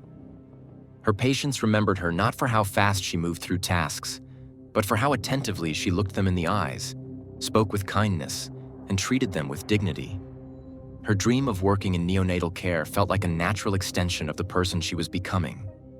She envisioned a future where she could support fragile newborns and worried parents, helping bring reassurance into some of life's most vulnerable moments. Outside of her professional aspirations, Livy's personal life unfolded like that of many young adults. She experienced the emotional complexities of young love and the vulnerability that often comes with it. In her early 20s, she began a relationship with Matthew Edgar, a young man from the same region. Matthew had a rugged, introspective nature. He worked as a welder, tall, broad-shouldered, with the kind of physical presence that made people notice when he entered a room. Matthew Edgar was known in Sabine County not only for his trade, but for the quiet intensity he carried. Some respected him for his hard work and craftsmanship. Others kept a cautious distance, sensing something less easily defined beneath the surface. He was 5 years older than Livy Lewis, and when they first met, he seemed steady, confident, someone who knew what he wanted. Their introduction came during the summer of 2019 at a bonfire party on the edge of town. It was one of those humid East Texas nights, the sky lit orange by firelight and the air buzzing with crickets and conversation. Friends say their eyes met across the crowd, drawn together by that immediate magnetic pull so common in early romance. At first, he was charming in the way quiet people sometimes are, measured in his words, but attentive. He offered her his jacket when the wind picked up, brought her a soda without being asked, and listened intently when she spoke. To many, it looked like the beginning of something sweet and genuine. To her family, Matthew made a solid first impression. He was polite in conversation, helped fix little things around the house, and once showed up unexpectedly with flowers for her mother. He even replaced a porch light for her grandmother Janice without saying much, just quietly took out his tools and did it. For a time, it all looked like the kind of relationship any parent would cautiously support. A protective older boyfriend and a hardworking young woman with goals. But over time, subtle shifts began to unsettle those closest to Livy. The changes were gradual at first, nearly imperceptible, until they weren't. Livy, once open and expressive on social media, began to pull back. Photos of her with friends became less frequent. Her once bright captions faded into quiet emojis or disappeared altogether. She seemed less interested in going out, more hesitant when plans were made. Friends noticed how her laugh, previously easy and contagious, now felt more reserved. Even the way she answered her phone changed. She seemed to check over her shoulder more, excuse herself more often, respond with careful brevity. Those closest to her grew concerned. They saw her world shrinking. Beneath what some mistook for intense affection, others recognized the early signs of possessiveness. Matthew's messages, at first sweet and supportive, began to reveal a more complicated emotional tone. His texts could be effusive, filled with declarations of love, but they could also shift quickly, pleading one moment, accusatory the next. He asked where she was, who she was with, and how long she planned to be gone. Friends who once felt welcome around her began to feel subtly pushed away. Even when Livy tried to reassure everyone that things were fine, her smile didn't quite reach her eyes. Eventually, her relationship with Matthew became emotionally draining. And though it was never publicly volatile, those close to her could sense the undercurrent of control. They feared she was losing her sense of self, becoming more isolated, more withdrawn. When Livy finally decided to end the relationship, those who loved her felt an almost audible sense of relief. It seemed like the beginning of a new chapter, a reclaiming of space, of voice, of peace. Then came Halloween night, October 31st, 2020. It was a Saturday evening in Hemphill, and while other parts of the country celebrated the holiday with elaborate costumes and lively parties, here things were simpler. In this rural town, Halloween was more about children dressed as pumpkins and cowboys, church-sponsored trunk or treats, and families gathering quietly in living rooms. The night air carried a faint chill, and a low fog crept through the pine trees. For Livy, the evening began like so many others. She was scheduled to work a shift as a certified nursing assistant, part of her ongoing effort to balance both employment and her educational aspirations in healthcare. Around dusk, she hugged her mother, Darcy, before heading out to her job. "See you later," she said, climbing into her white Dodge Charger. She was tired but in good spirits. Her clinical work had gone well. Her patients were resting. Everything, by all appearances, seemed normal. After her shift, sometime after 7:30 p.m., Livy returned home. She changed clothes, had a light snack, and was getting ready to unwind. But then her phone buzzed. It was a message from Matthew. He asked to see her. He said he just wanted to talk. According to what Livy later texted a friend, he insisted it would only take a few minutes. No fighting, no pressure. He just wanted closure, he claimed. Something about his wording gave her pause. She messaged a close friend, unsure whether she should go. Her friend urged caution. But minutes later, Livy responded to Matthew with a simple, short reply. Okay. They arranged to meet at a secluded stretch of FM 83, a dead-end road bordered by dense forest and far from streetlights or busy intersections. It was a location they'd been to before, remote, private, with poor cell service and limited visibility, the kind of place people used for long conversations or quiet reflection, where headlights were the only sign of human presence. As midnight approached, Livy drove toward the meeting spot. It was just past 12 a.m. when she arrived. Matthew was already there, waiting near the tree line. The road was still and silent, the only sound the gentle rustle of leaves in the breeze. He stepped into view as she pulled in, his face mostly shadowed but familiar. She parked, got out of the car, and approached him cautiously. He handed her a folded piece of paper from his jacket pocket, something handwritten, possibly a note.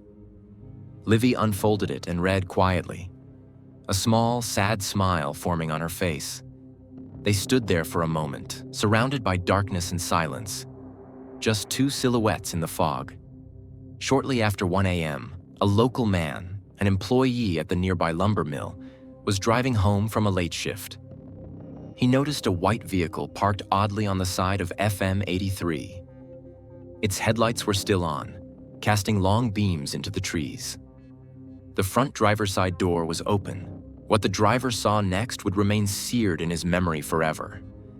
It was the kind of sight that turns the world suddenly, irrevocably quiet, eerie in its stillness.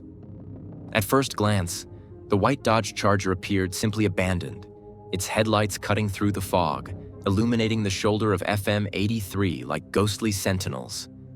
But as he stepped closer, the silence gave way to something much more disturbing. The front driver's side door was ajar.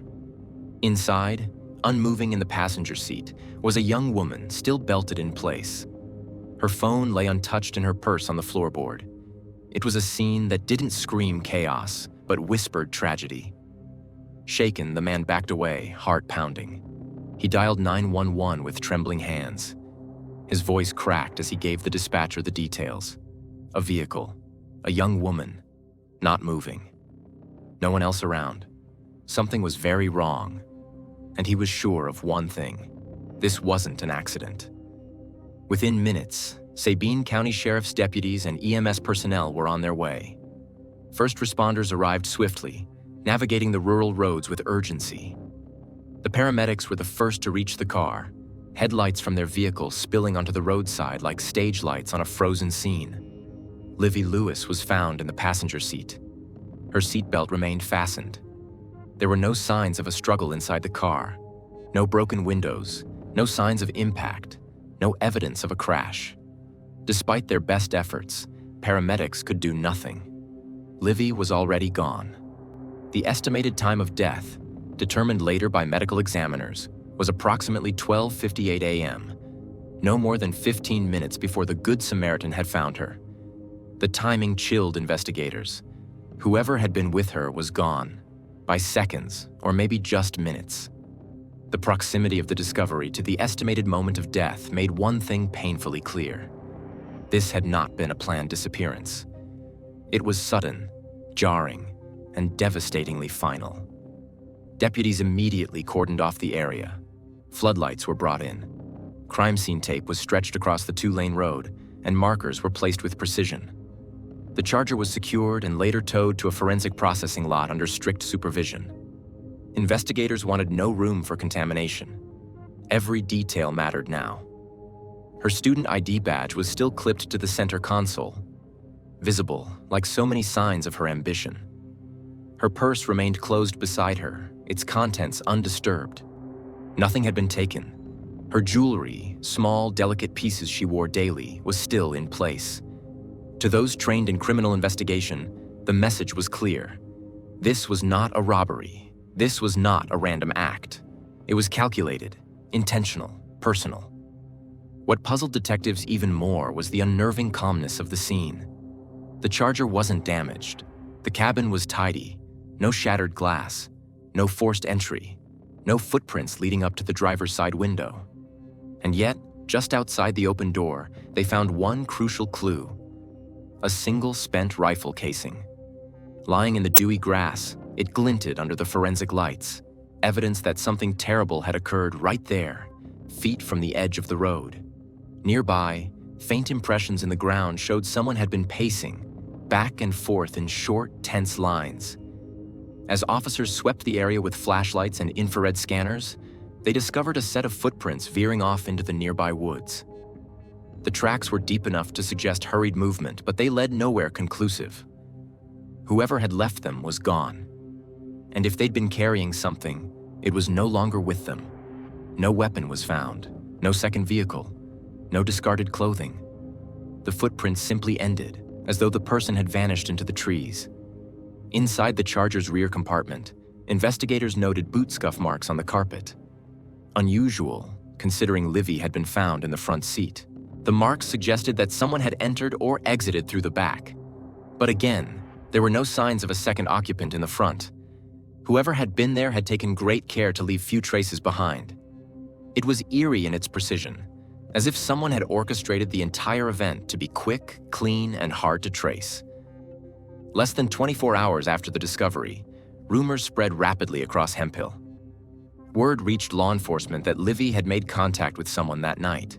Someone she knew. Someone she had agreed to meet just briefly. That person, according to friends, was Matthew Edgar. He had not called 911. He had not contacted anyone in her family. And by the time officers arrived, he was nowhere to be seen. Or so it seemed. Just 50 yards from the scene, officers conducting a grid search found something unexpected. In the tall grass near the edge of the woods, curled into a fetal position, was a man. Disoriented. Silent. Awake, but distant. It was Matthew Edgar. He did not flee. He did not speak. He lay there, clutching nothing, barely responding to questions. Beside him in the grass was a rifle. Officers called for backup and secured the weapon. Edgar was conscious but detached, as though disconnected from the moment. When spoken to, he didn't resist, but offered no immediate explanation. He was taken into custody for questioning. No formal charges had been filed yet, but suspicion among authorities was immediate and unavoidable. At the station, Edgar's demeanor was strange, flat at times, erratic at others. When questioned about the evening's events, his story fluctuated. At one moment, he claimed not to remember anything. At another, he vaguely suggested Livy had fallen. When asked to clarify, he couldn't. His eyes darted around the room.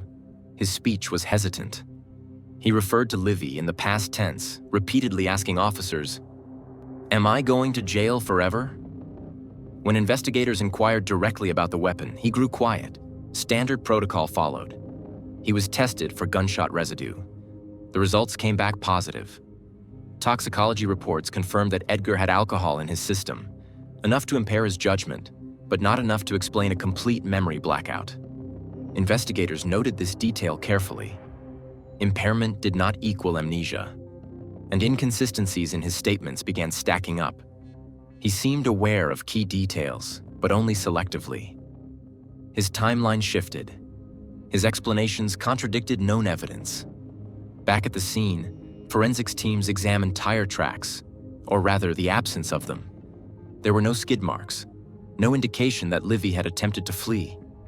Analysts suggested that she had been stationary at the time of the incident, seated, possibly turning to look at someone outside the driver's side window. What puzzled detectives was the apparent absence of clear motive, at least initially. Livy had no known enemies. There was no sign of robbery. But there was one critical detail. She had spent part of the night before with Matthew Edgar. They had been seen together at a Halloween gathering with mutual friends. Eyewitnesses said the two seemed to be arguing at one point. One partygoer recalled seeing Livy storm out and Edgar follow close behind. Investigators began tracking the timeline of her final hours. Around midnight, Livy and Edgar left the party together.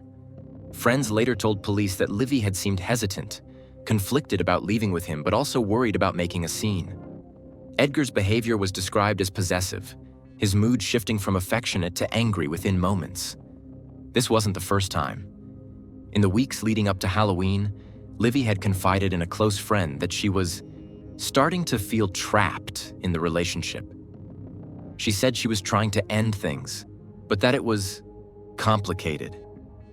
She hadn't shared much more than that, just enough for her friends to worry. After leaving the party, the couple drove off into the darkness.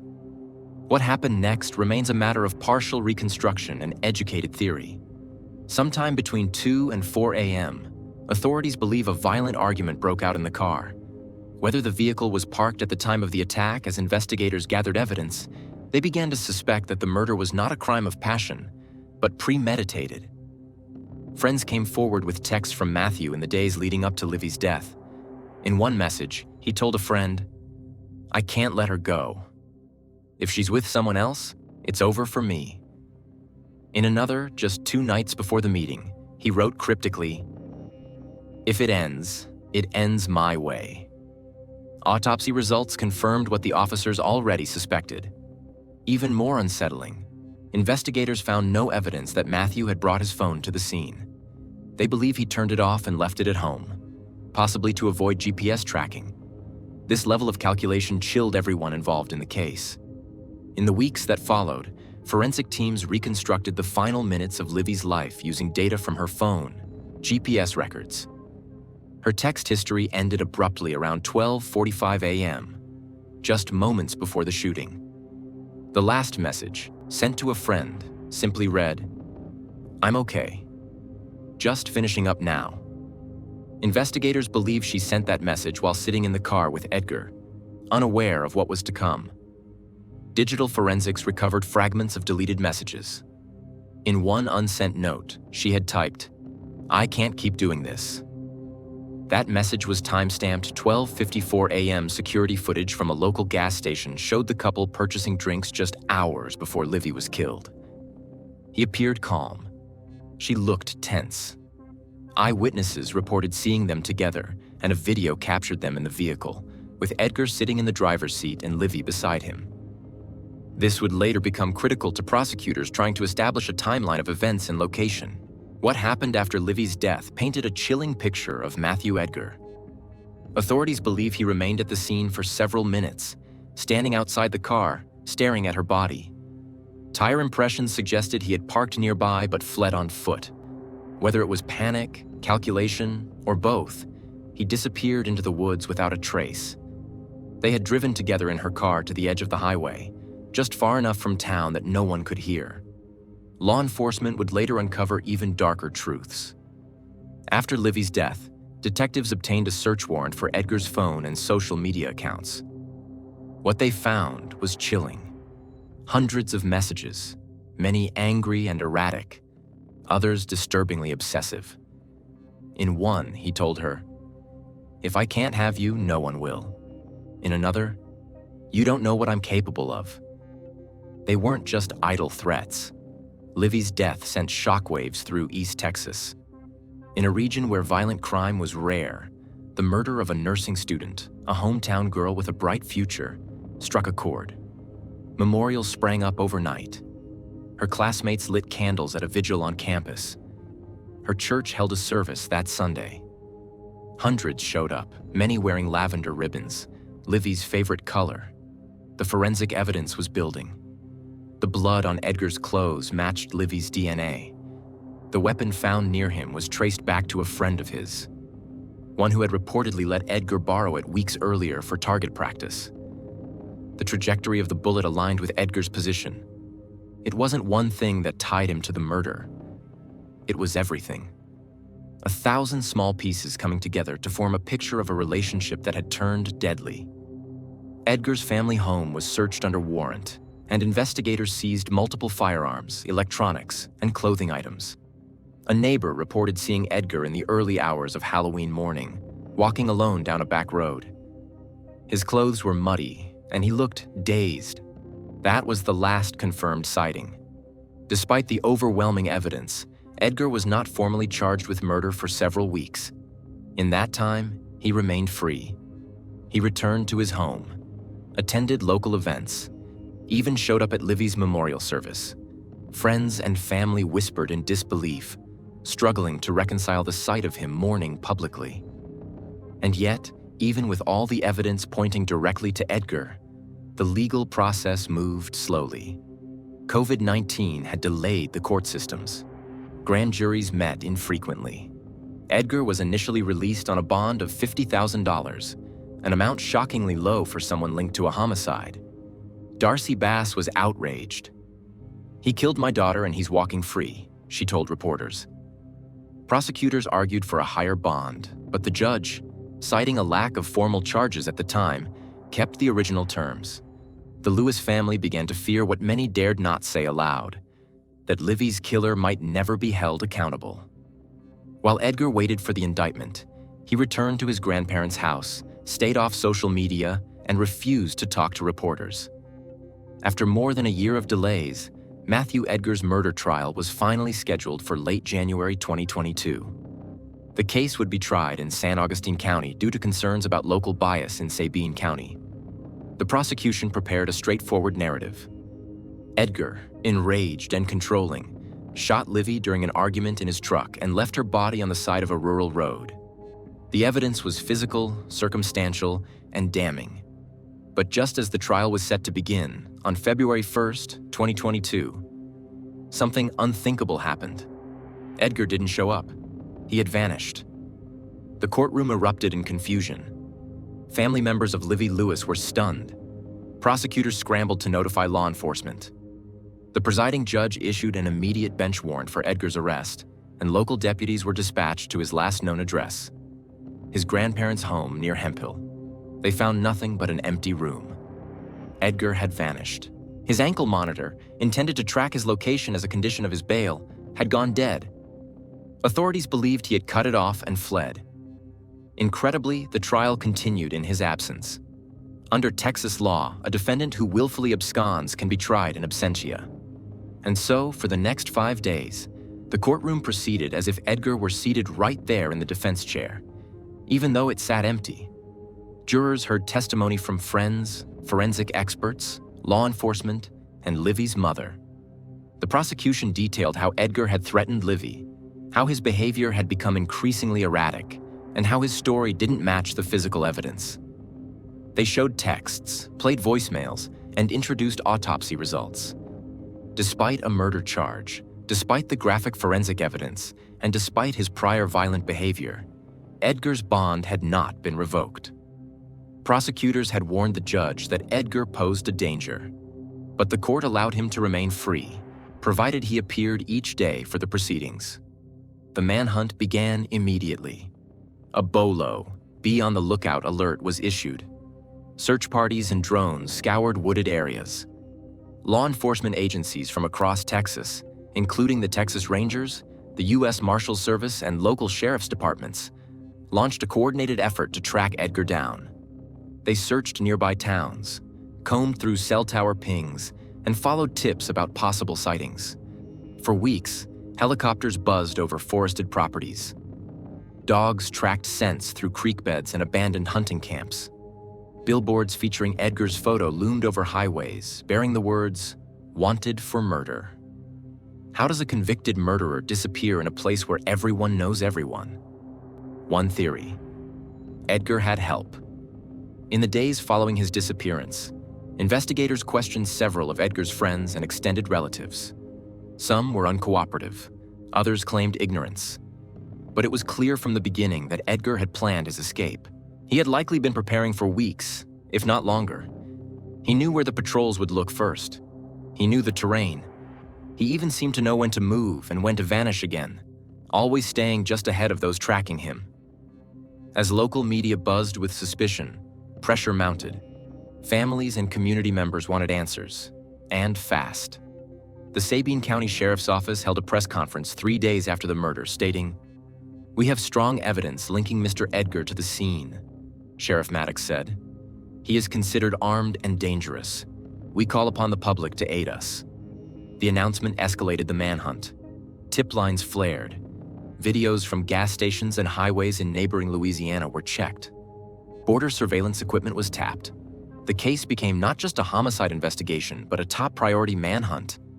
Billboards went up across East Texas offering rewards. $10,000, then $15,000, for any information leading to Edgar's arrest. By summer 2022, the FBI joined the case. U.S. Marshals added Edgar to their 15 most wanted in Texas list, highlighting him as armed and dangerous. Tips now stretched across state lines. One reported sighting came from as far away as Louisiana, another from Oklahoma. But Edgar remained one step ahead. In October 2022, a break came. But it wasn't what anyone expected. Border Patrol agents in southern Texas reported a vehicle abandoned near a private ranch not far from the Rio Grande.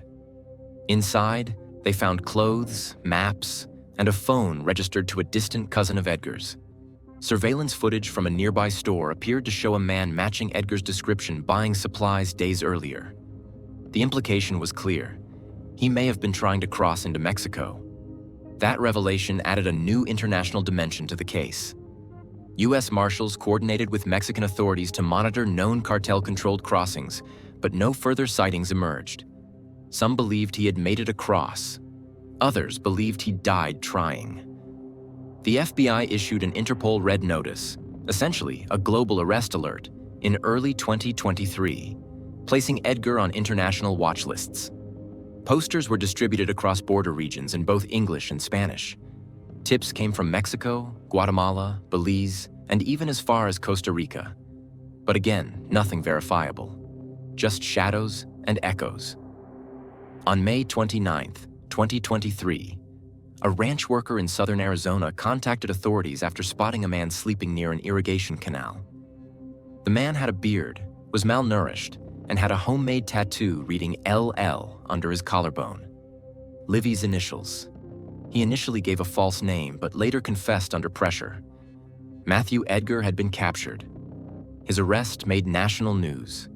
He was returned to Texas under heavy guard, no longer a missing man, but an infamous fugitive.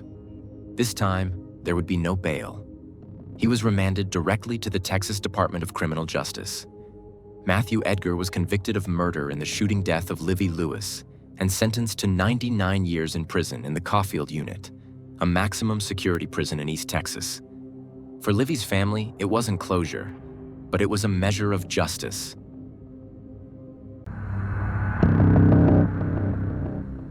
It was around 10:30 p.m. when his panicked voice came through to emergency dispatch. Shaking and barely able to speak clearly, Justin struggled to convey what had just happened. The dispatcher had to ask him to repeat himself multiple times, trying to make sense of his breathless, frantic words. According to Justin's account, he and his girlfriend April had been sitting quietly in their car when a man suddenly appeared out of the darkness. The stranger approached them aggressively, armed and clearly hostile. Without hesitation, he demanded they hand over everything of value. Justin said that both he and April immediately complied, not wanting to provoke the man. But despite their willingness to do as they were told, the encounter quickly spiraled out of control. He told the dispatcher that he had been hit in the arm. The pain was intense, but he remained conscious and managed to make the emergency call. His voice trembled as he recounted the events, trying to stay calm and give as many details as he could. Every crime has its own story, and we're here to tell it to you, our dear viewers. Like, comment, and subscribe. Stay with us. April Barber was, by all accounts, a woman who seemed destined for a life of purpose. Born in the summer of 1984 in Jacksonville, Florida, she was the cherished daughter of a close-knit and deeply loving family. Her parents, David Parks and Ellen Barber Parks, held fast to traditional values rooted in hard work, education, and moral integrity. David, an accomplished engineer known for his quiet brilliance and methodical nature, and Ellen, a dedicated high school English teacher with a passion for literature and guiding young minds, were more than just providers. They were role models who nurtured their daughter's gifts and individuality from an early age. From the outset, April's life was a tapestry of achievements woven together by discipline, empathy, and unshakable character. As a child, she exhibited a spark, an inquisitiveness that went beyond the ordinary. She wasn't just a high achiever. She was someone who absorbed the world around her with both wonder and insight. Her early school years were marked by academic excellence and an eagerness to lead by example. Teachers noted her natural leadership, while her classmates admired her for her kindness and steady presence. By the time she entered high school, April had become something of a local standout. She balanced a demanding academic load with a packed athletic schedule, excelling in track and field while maintaining top marks in subjects like calculus and literature. It wasn't simply her grades or medals that made her remarkable. It was the grace with which she carried the weight of expectations. Her warm, composed demeanor drew others in, and many of her peers quietly viewed her as a source of strength during their own turbulent teen years.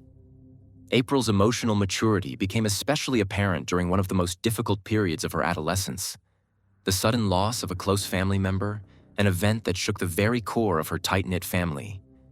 Where others might have retreated inward, April instead leaned into her pain with an emotional intelligence that belied her years. She grieved, yes, but she also grew. She volunteered for peer counseling programs at school and quietly built a reputation as someone who could be trusted with the unspoken, the kinds of emotional burdens people often carry in silence. It was during this time that April also began to express herself artistically.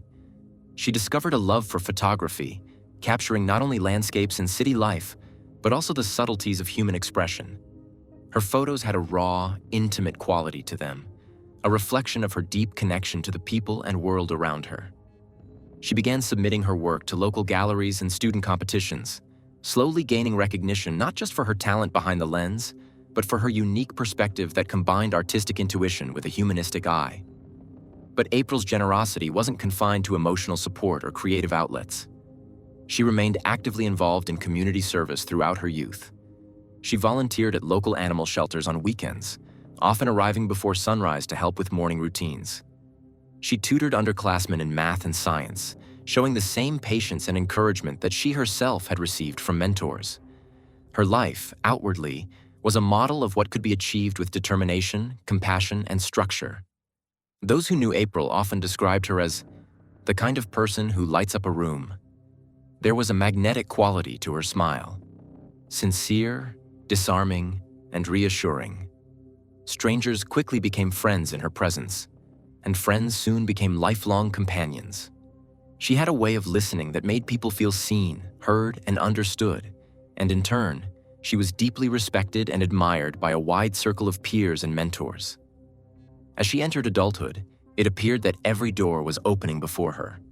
After graduating with honors from a prestigious university with a degree in business administration, April stepped confidently into the professional world. Her blend of intelligence, charisma, and work ethic quickly set her apart in the corporate sector. She was recruited by a prominent financial consulting firm, where she soon became one of the youngest team leads in the company's history. Her ability to analyze complex data while also navigating interpersonal dynamics made her a valuable asset, not only to clients, but to her colleagues as well. Yet it wasn't only April's career that was blossoming. In her personal life, she found fulfillment as well. It was during her professional tenure in Jacksonville, Florida, a period marked by long hours, rapid career advancement, and personal growth, that April first crossed paths with Justin Barber. Their meeting wasn't fate in the poetic sense, but rather a natural outcome of two ambitious individuals navigating the same professional circles. Justin, like April, had an energy about him that was hard to ignore. He carried himself with an easy charm that made people feel at ease, and his articulate way of speaking gave him a magnetic presence in any room. He had a keen eye for opportunity and the confidence to seize it, traits that immediately drew April in. They were introduced at a networking event tied to their respective careers. It wasn't love at first sight, but there was an undeniable connection. Something clicked. Their conversation flowed effortlessly, and before the night was over, they'd exchanged numbers and made tentative plans to meet again. Over the following weeks, their initial acquaintance evolved into something deeper. For Justin, April embodied a blend of success, independence, and warmth that he found irresistible. She had a stability he admired, a kind of steady grace that contrasted with his own more impulsive nature. Their relationship progressed quickly. Friends noticed how inseparable they became, often finishing each other's sentences and making plans months into the future. April's inner circle was cautiously optimistic, happy to see her in love, but also aware of the emotional intensity that sometimes seemed to overwhelm Justin. Still, the couple appeared to balance each other out. Where Justin thrived on spontaneity and fast-paced excitement, April offered structure, calm, and patience. By early 2007, after more than a year of dating, Justin proposed. The proposal wasn't a grand public display, but it was heartfelt, and April was visibly moved. She had always longed for a meaningful relationship that could lead to a family and a future filled with shared dreams. This felt like that moment. Justin, for his part, spoke passionately about their future together, painting vivid pictures of the life they would build: home, children, shared adventures. Planning began almost immediately. They purchased a home on the edge of town, a quiet, modest place in a tree-lined neighborhood where they could escape from the pressures of their daily grind. The wedding was scheduled for the summer of 2008, and everything seemed to be falling into place. But as the date drew closer, subtle cracks began to show beneath the surface. While they still shared laughter and affection, there were moments of tension, disagreements that ended too abruptly, lingering silences, and an undercurrent of emotional distance. April, ever the optimist, held on to the belief that these were just growing pains, that love required effort, and that their bond was strong enough to weather the storms. July 22, 2008, arrived with the heavy warmth typical of Florida's coast. Humid air, a sea breeze, and a golden sunset casting long shadows across Jacksonville Beach. The couple had taken time off for a short vacation, something they had been anticipating for weeks. Justin had planned the getaway in hopes that a few days by the ocean would help them reconnect. For April, it was a chance to breathe, to step away from work and wedding stress, and simply enjoy each other's company. They had dinner that evening at a popular local seafood spot, indulging in fresh catches and tropical drinks. Despite moments of quiet between them, the mood appeared relaxed. After their meal, they decided to drive to a secluded beachside parking area, a spot not far from the shoreline where the sound of crashing waves provided a calming backdrop. There, under the stars and with the hush of the ocean all around them, it seemed like the perfect time to talk. Perhaps even to heal. Justin, who had been driving, pulled the car into the lot and then slid into the passenger seat, suggesting a quiet moment together before heading out for a walk. April, always trusting, remained beside him with her seatbelt still fastened. Their conversation touched on the future. Hopes, uncertainties, and the life they were about to build. It was supposed to be a peaceful moment, a rare pause in the rush of life. Nothing about that scene. Two people sitting in a parked car by the beach hinted at what was about to unfold. Then everything changed. At approximately 10:30 p.m., a frantic 911 call was placed. Justin's voice on the line was shaky, his words erratic and hard to decipher. He told the dispatcher that they had been attacked. According to his statement, an unknown individual, a man armed and aggressive, had approached the car and demanded their belongings. Justin later recounted that he and April had done exactly what was asked of them. They didn't resist, didn't argue, didn't try to run. According to his statement, they followed the stranger's instructions without hesitation, their hands visible, their movements slow and compliant. But then, in a moment that defied explanation, everything changed. Justin remembered ducking instinctively, grabbing April's hand, trying to shield her, though the details blurred in his memory, likely from the adrenaline and shock. The attacker fled immediately after, disappearing into the darkness without taking anything, vanishing as quickly as he had appeared. The 911 dispatcher remained calm and focused, her voice steady as she radioed for assistance. Within minutes, both law enforcement officers and emergency medical responders were on their way. The location, a remote and dimly lit section of Florida's A1A coastal highway, was not known for heavy traffic or late-night visitors. It was the kind of place where silence settled thick, broken only by the distant sound of waves and rustling palmetto leaves. Deputies arrived to find Justin behind the wheel of a black SUV, the engine off, the hazard lights blinking dimly in the otherwise dark surroundings. The vehicle was parked on a sandy shoulder about 4 miles from the beach access point he had mentioned in the call. Justin looked dazed and disoriented, slumped forward slightly, though conscious. His injuries, though painful, were categorized as non-critical. First responders noted that his wallet was still in his back pocket and his wristwatch remained on his arm. These details struck many as inconsistent with an attempted robbery, raising early suspicions about whether theft had ever been the motive. Throughout the initial examination, Justin was visibly distressed. Despite his own pain, he kept repeating the same question. "Is April okay?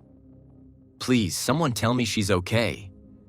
Witnesses recalled how his voice trembled, his eyes wide with what seemed like disbelief and dread. It was clear that whatever had happened had left a mark deeper than physical injury. Without delay, search teams were organized to investigate the location Justin had described. Officers, accompanied by paramedics and search and rescue volunteers, combed through the surrounding dunes with flashlights, their beams cutting through the humid night air. The area was difficult to navigate, a mix of soft sand and tall grass, with occasional wooden walkways leading to the beach.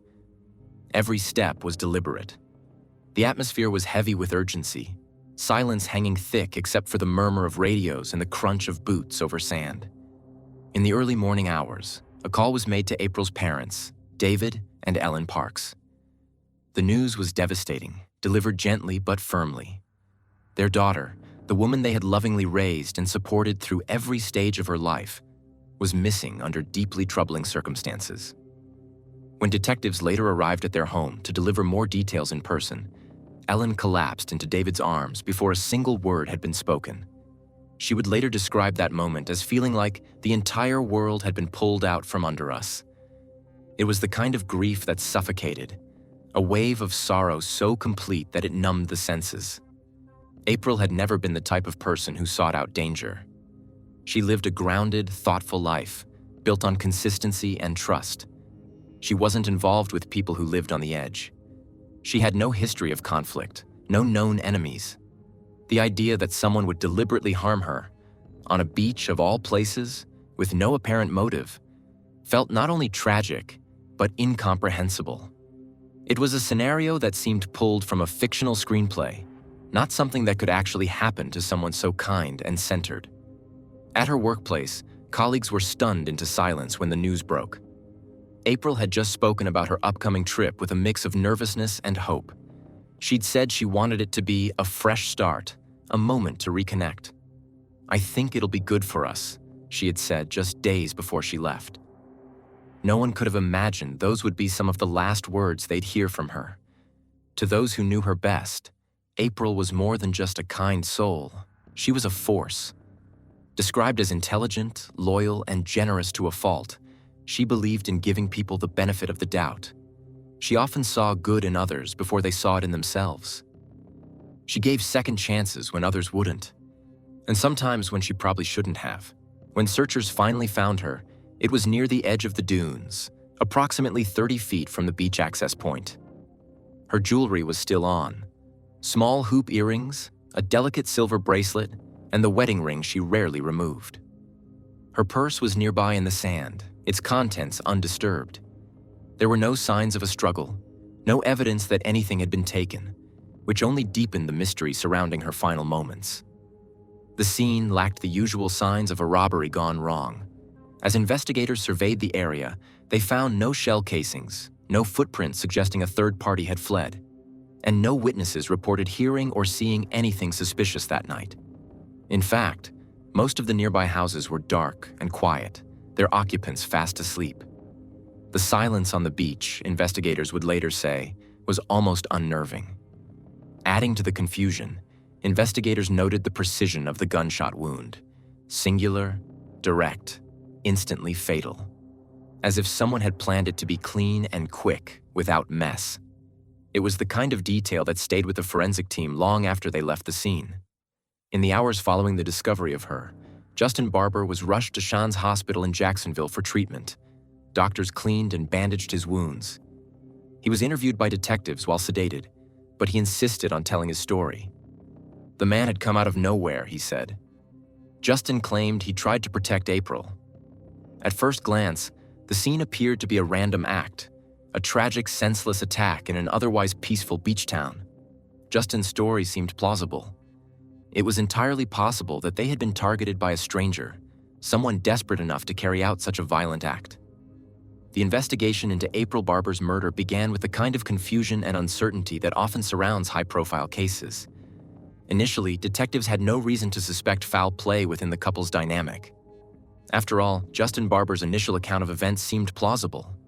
He was the surviving victim, after all. Outwardly, he seemed like the grieving widower, wounded, both physically and emotionally.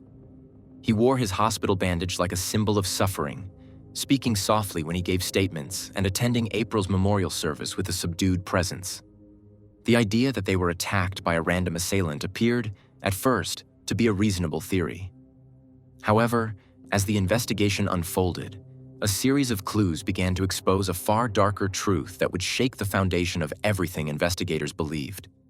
As daylight broke, the beach was sealed off as a crime scene. Forensics teams scoured the area for evidence. Drones and K-9 units were deployed to search for signs of a fleeing suspect. But after hours of combing the area, the results were the same. Nothing. No shell casings, no third-party footprints, no fingerprints other than those belonging to April and Justin. No signs of a struggle or chase. The shooter, if one existed, had vanished without a trace. Local news outlets ran headlines about the tragic murder of a young wife on a Florida beach. Public sympathy poured in. People donated to April's memorial fund, sent flowers to her grieving parents, and called for police to find the killer. For a time, Justin was seen as a surviving victim of a brutal, unexplained crime. In the first few days after the crime, detectives worked meticulously to reconstruct the events of that fateful evening. Crime scene experts combed over the beachside parking lot where April was found, and forensic analysis of the car became a focal point. The initial examination of the vehicle raised immediate red flags. The lack of forced entry and the absence of any signs of struggle suggested that the car had been staged in a way that contradicted Justin's description of a random attack. Forensic ballistics revealed that the shots were fired at close range, and they appeared to have been inflicted in a manner that indicated she was not shot by someone standing outside the car, as Justin had claimed. The angle of the gunshot suggested that April had been sitting in the car, her assailant firing from within the vehicle itself.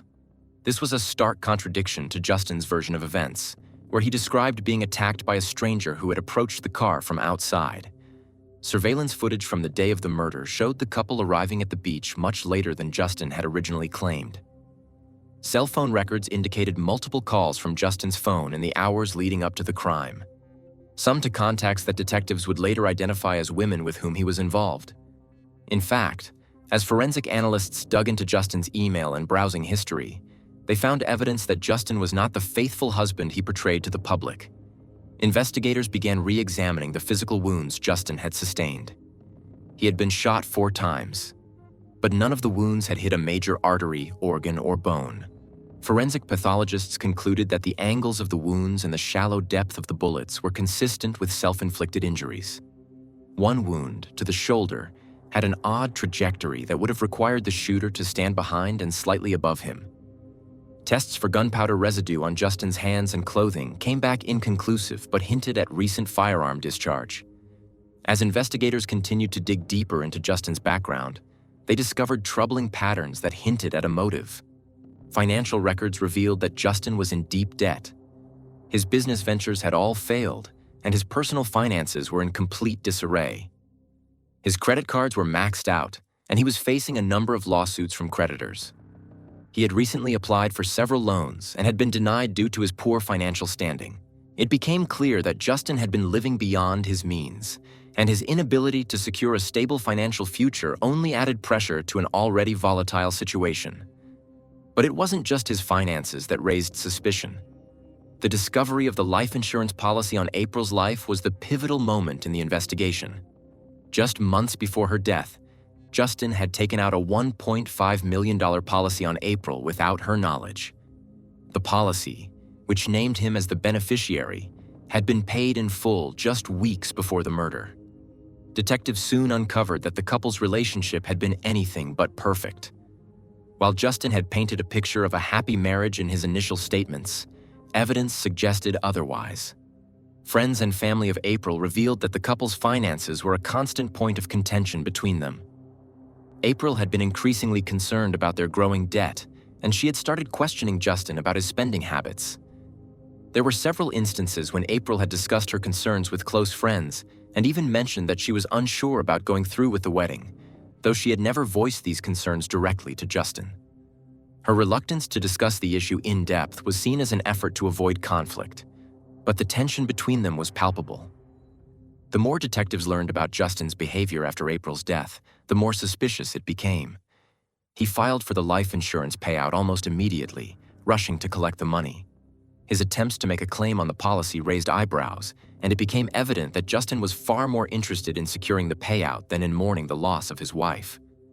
The breakthrough in the investigation came when detectives reviewed the 911 call Justin made on the night of the murder. Listening to the call over and over again, investigators began to notice inconsistencies in Justin's statements. He initially described the shooter as a young man in his 20s, yet he could not provide a detailed description of the suspect. Furthermore, he gave conflicting accounts about the timeline of events, including how he and April had been positioned in the car at the time of the shooting. The more investigators listened to his statements, the more they suspected that Justin's story was a fabrication designed to cover up his role in the murder. As the weeks passed, detectives worked tirelessly to build their case. They spoke to people who had known Justin and April, trying to piece together a picture of their relationship in the months leading up to the murder. It became increasingly clear that Justin was struggling both financially and emotionally, and his desperation seemed to have driven him to the unthinkable. Forensic experts also began to examine phone records and computer data in an effort to uncover any evidence of Justin's premeditation. What they found was chilling. Justin had searched online for information about life insurance fraud, and there was a disturbing pattern of research into how to stage a crime to make it appear as though a random assailant was responsible for the death. Then came the biggest twist of all. In the trunk of Justin's vehicle, investigators found a towel wrapped around a partially used roll of duct tape and an empty ammunition box. It had been stashed under a false bottom panel. When tested, the blood on the towel matched both Justin and April's DNA. Detectives now believed they had uncovered a crime kit. Tools for staging the scene, cleaning up, or perhaps finishing the job if it hadn't gone as planned. At this point, the momentum of the case had shifted completely. Justin Barber was no longer a possible victim. He was a man of means, motive, and method. A husband who had plotted to kill his wife, staged a fake robbery, and tried to pass himself off as a survivor of random violence. The motive was glaring: financial gain.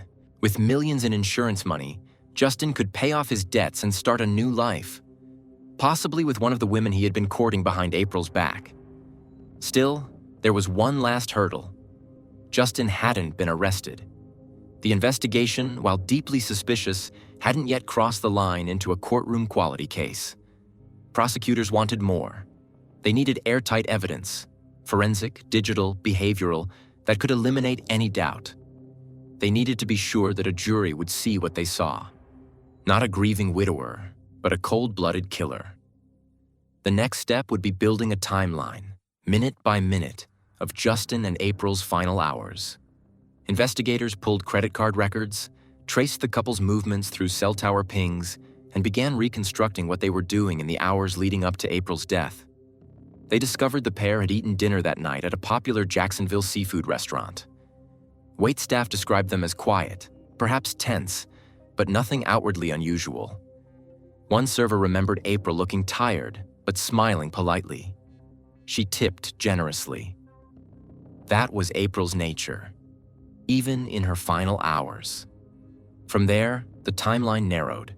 GPS data from Justin's car showed they drove to a secluded spot on the beach, not a commonly accessed area. There was no evidence of other vehicles near that area during the time of the crime.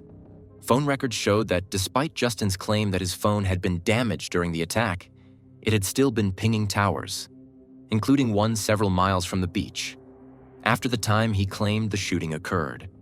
The time was ticking, and when investigators finally presented their full file to prosecutors in 2009, what followed would pull back the curtain on one of the most meticulously staged homicides in Florida's recent memory.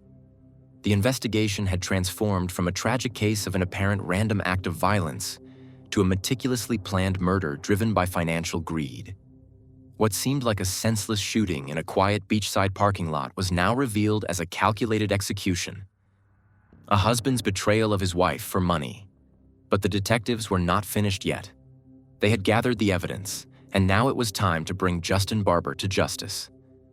The trial of Justin Barber for the murder of his wife, April, began in the fall of 2009, just over a year after her tragic death. The courtroom was filled with tension as the prosecution laid out its case, presenting evidence that painted a chilling portrait of a man driven by financial desperation and a desire for money, enough to orchestrate the brutal killing of his wife. The defense, however, remained steadfast in its claim that Justin had been the victim of a random attack, an innocent man caught in the crossfire of a senseless crime. They claimed that the inconsistencies in his statements were simply a result of the trauma he had experienced, and that his emotions had clouded his memory of the events. The defense attempted to cast doubt on the prosecution's evidence, suggesting that the forensic details were inconclusive and that there was no direct evidence linking Justin to the crime.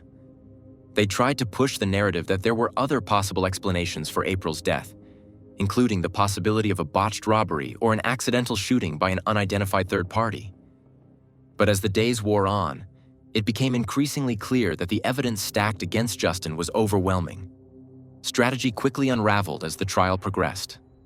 The prosecution brought forward a parade of witnesses who testified about Justin's increasingly erratic behavior in the days and weeks leading up to the murder. Friends and family members described how Justin had been visibly agitated, stressed about his financial situation, and growing more desperate as his debts piled up.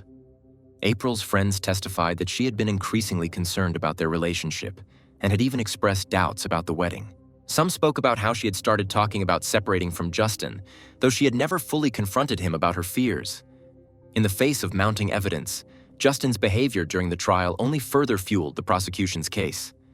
The jury observed him closely, and his lack of visible remorse or emotion became a focal point.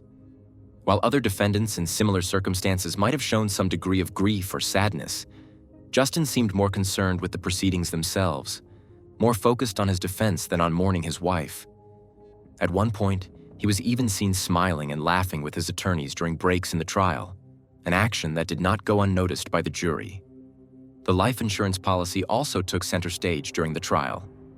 The prosecution argued that it was no coincidence that Justin had taken out a substantial policy on April's life, just months before her death, without her knowledge.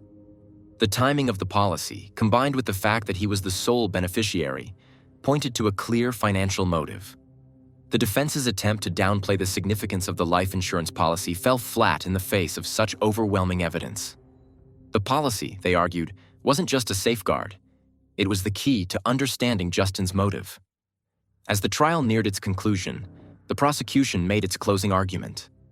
They told the jury that Justin had plotted the murder of his wife with cold, calculated intent. They stressed the meticulousness of his plan, from staging the crime scene to creating a story about a random shooting, all designed to divert suspicion away from himself. In their view, Justin was not just a grieving husband. In the end, the jury deliberated for less than 2 days before returning with a verdict. The jury found that the evidence overwhelmingly pointed to Justin as the orchestrator of a carefully planned murder, driven by financial desperation and a desire to claim the life insurance payout. Justin Barber was found guilty of first-degree murder and fraud in the killing of his wife, April. The judge sentenced Justin to life in prison without the possibility of parole, recognizing the heinous nature of the crime and the calculated steps Justin had taken to end April's life. Justin's actions had shattered the lives of his family and friends, leaving them to cope with the horrific reality of how easily someone they trusted had betrayed them. For April's family, justice had been served, but the pain of losing a beloved daughter and sister would never fully heal.